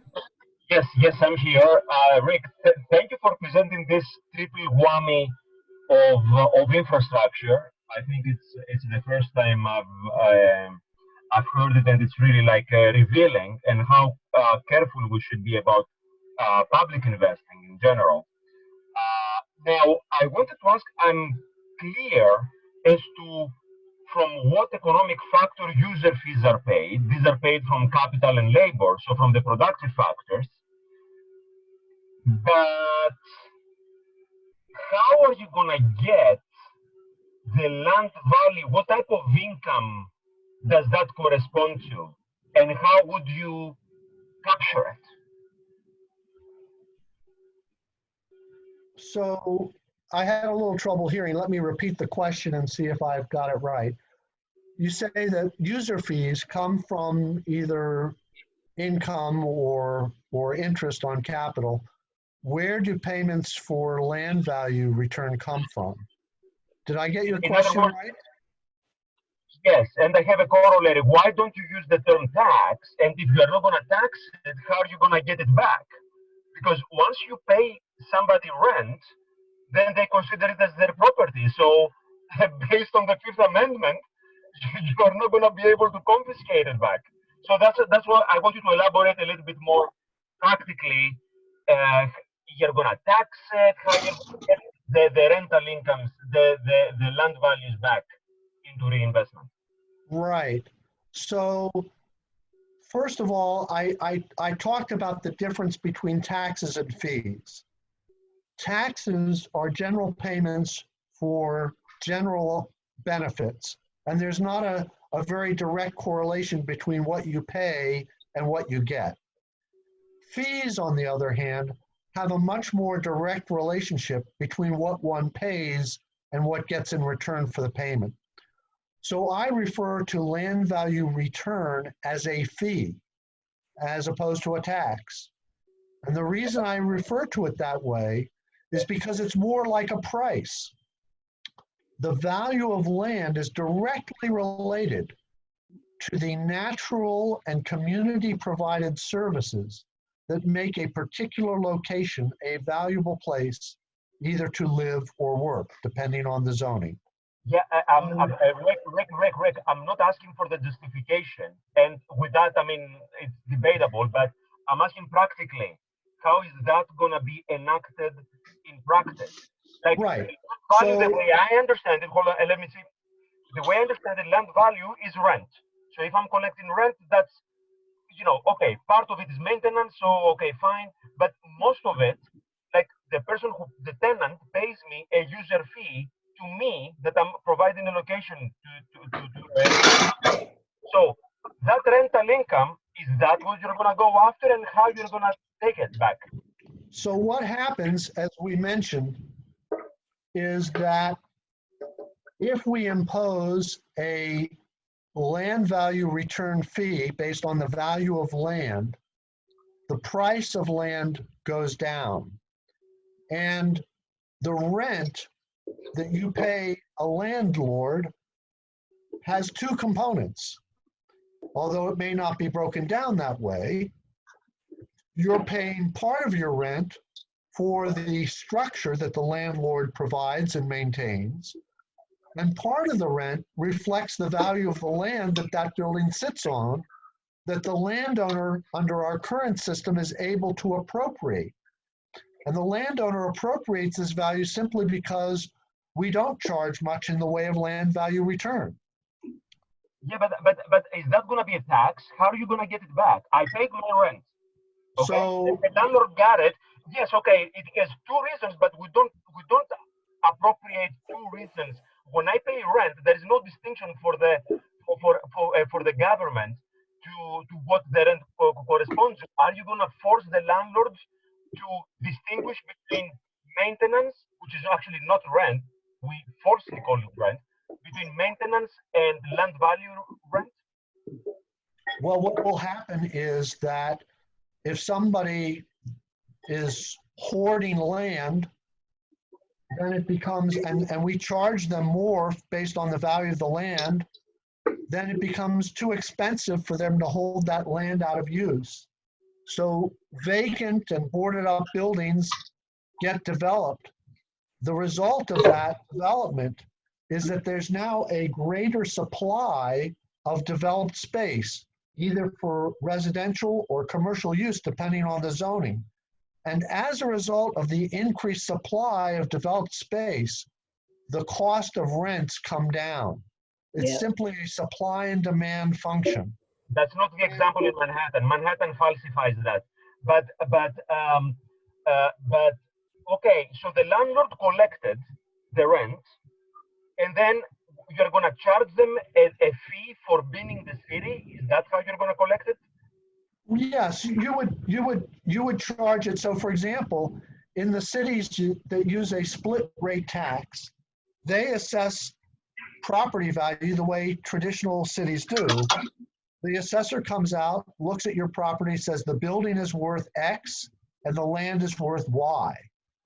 But instead of applying a single tax rate to both, in some communities, they charge a much higher rate to the land value and a lower rate to the building value. And what's interesting, as I think I discussed in a previous class, if you lower the rate on buildings, it makes the buildings cheaper to construct, improve, and maintain. So the lower rate on buildings makes the buildings cheaper. The higher rate on land causes the price of land to go down. So without spending new money or losing revenue, simply by shifting the tax burden off of buildings and onto land, a community can make both buildings and land more affordable. So that's what happens.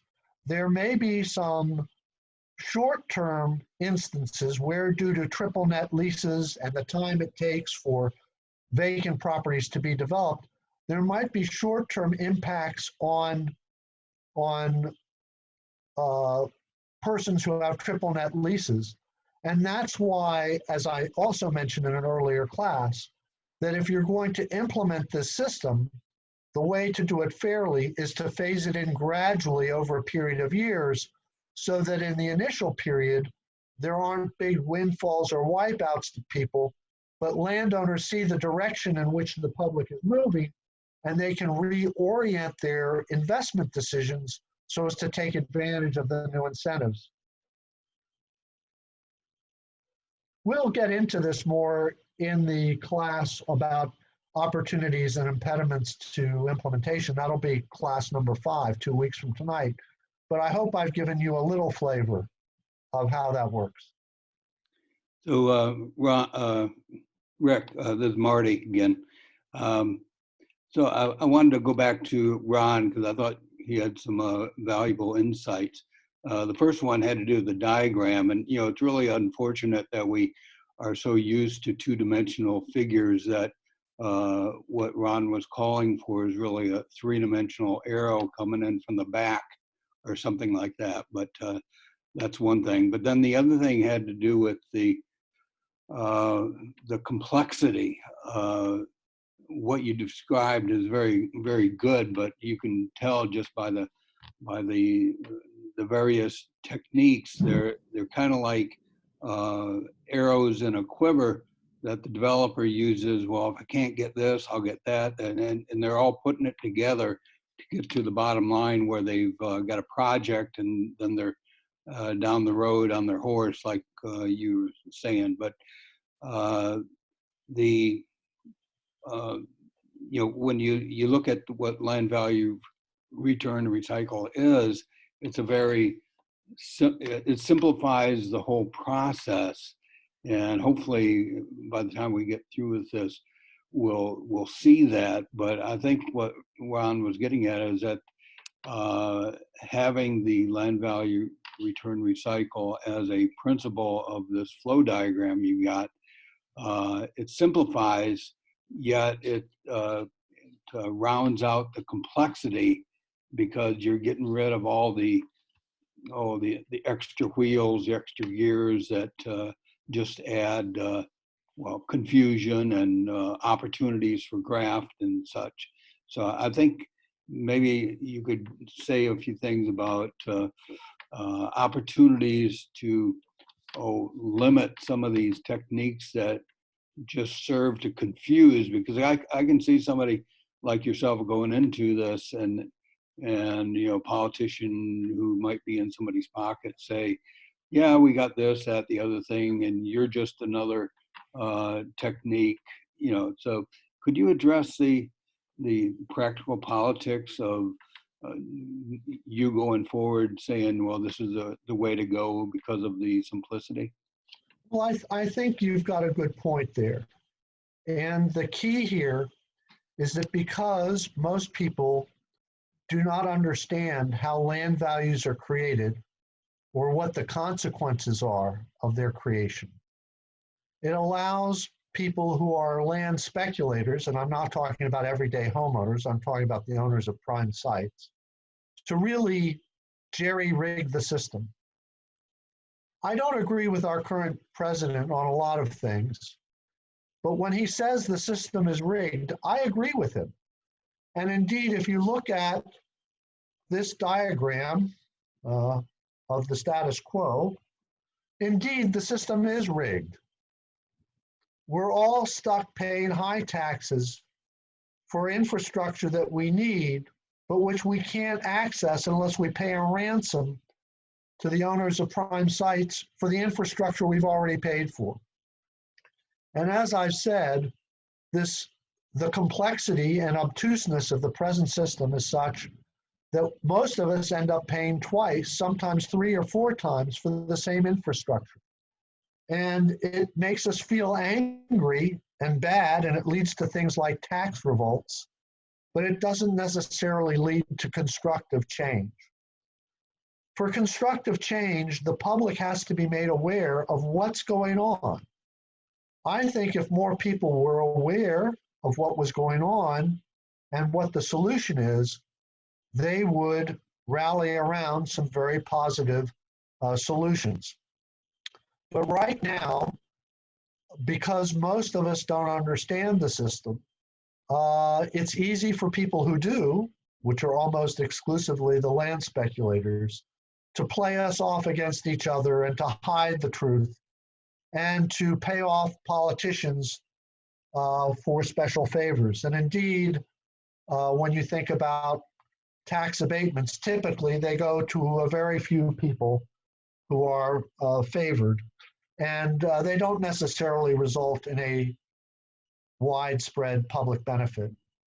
So it is challenging, but I do think that if we tell a good story and tell it in simple language with clear diagrams, and maybe as Ed or Marty pointed out, I can make this diagram better, we can have more impact. But the onus is on us to tell a compelling story and create a political movement that demands change.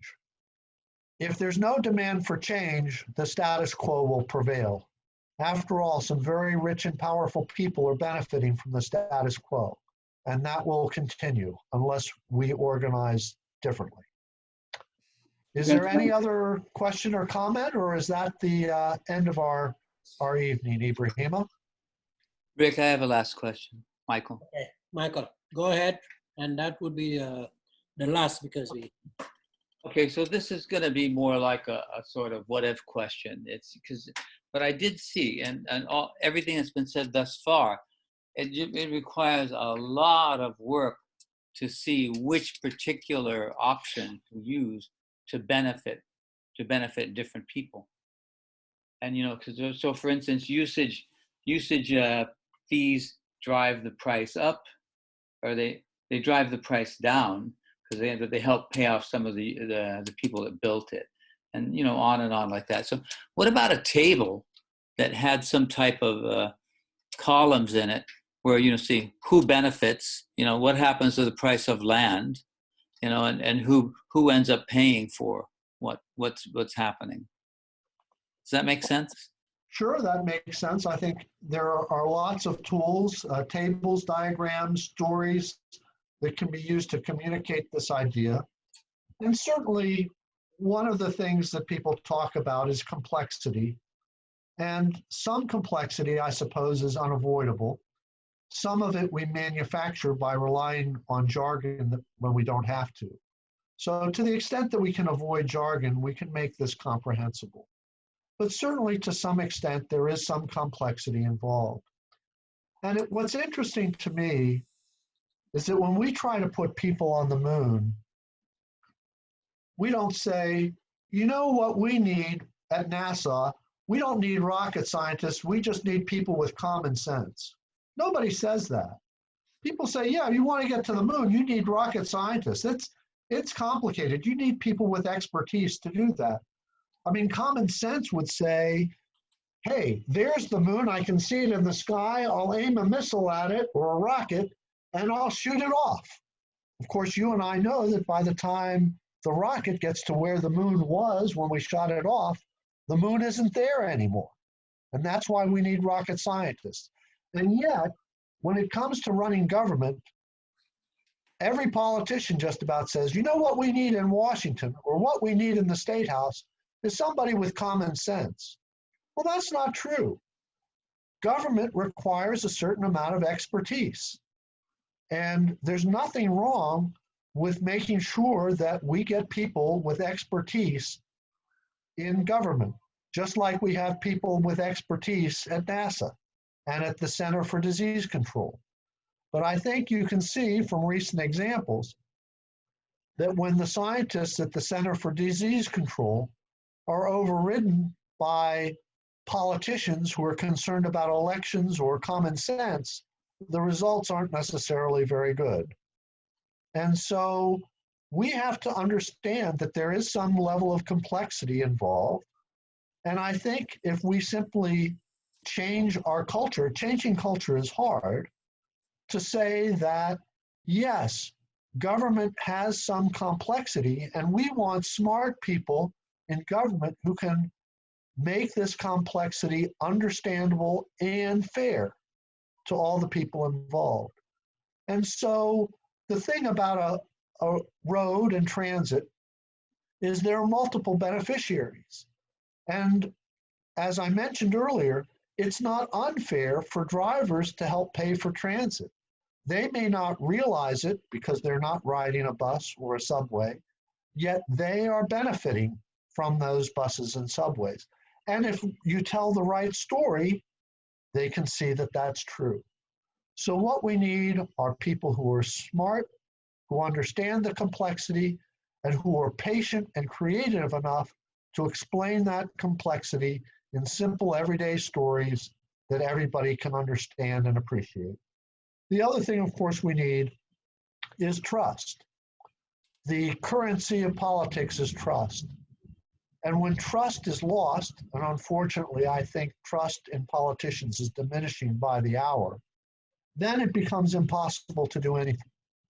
So we must reestablish trust, and then we must learn how to communicate complicated ideas in terms that everyday people can understand. I think this can be done. It takes some effort, but I think if we do that, we'll be rewarded with better results.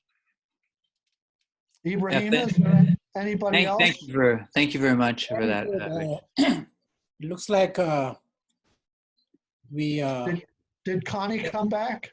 No, I don't see her back, and I don't see Okay. any other questions. And we are good with time as well. So it's 36. So I guess we can wrap it up from here. Great. Well, next week we'll talk more about real-world examples of land value return and recycling. And the week after that, we'll get more into the weeds of what we started talking about this evening, which are what are the opportunities and impediments to more robust implementation of fair forms of funding our infrastructure so that we can have more prosperous, more sustainable, and more equitable communities. Thank you all for attending. I hope to enjoy your company next week when we carry this discussion further. Ibrahima, thank you so much. Bye-bye. Thank you as usual, Rick. Bye-bye. Yeah, thank you, Rick. Thank you a lot. See ya.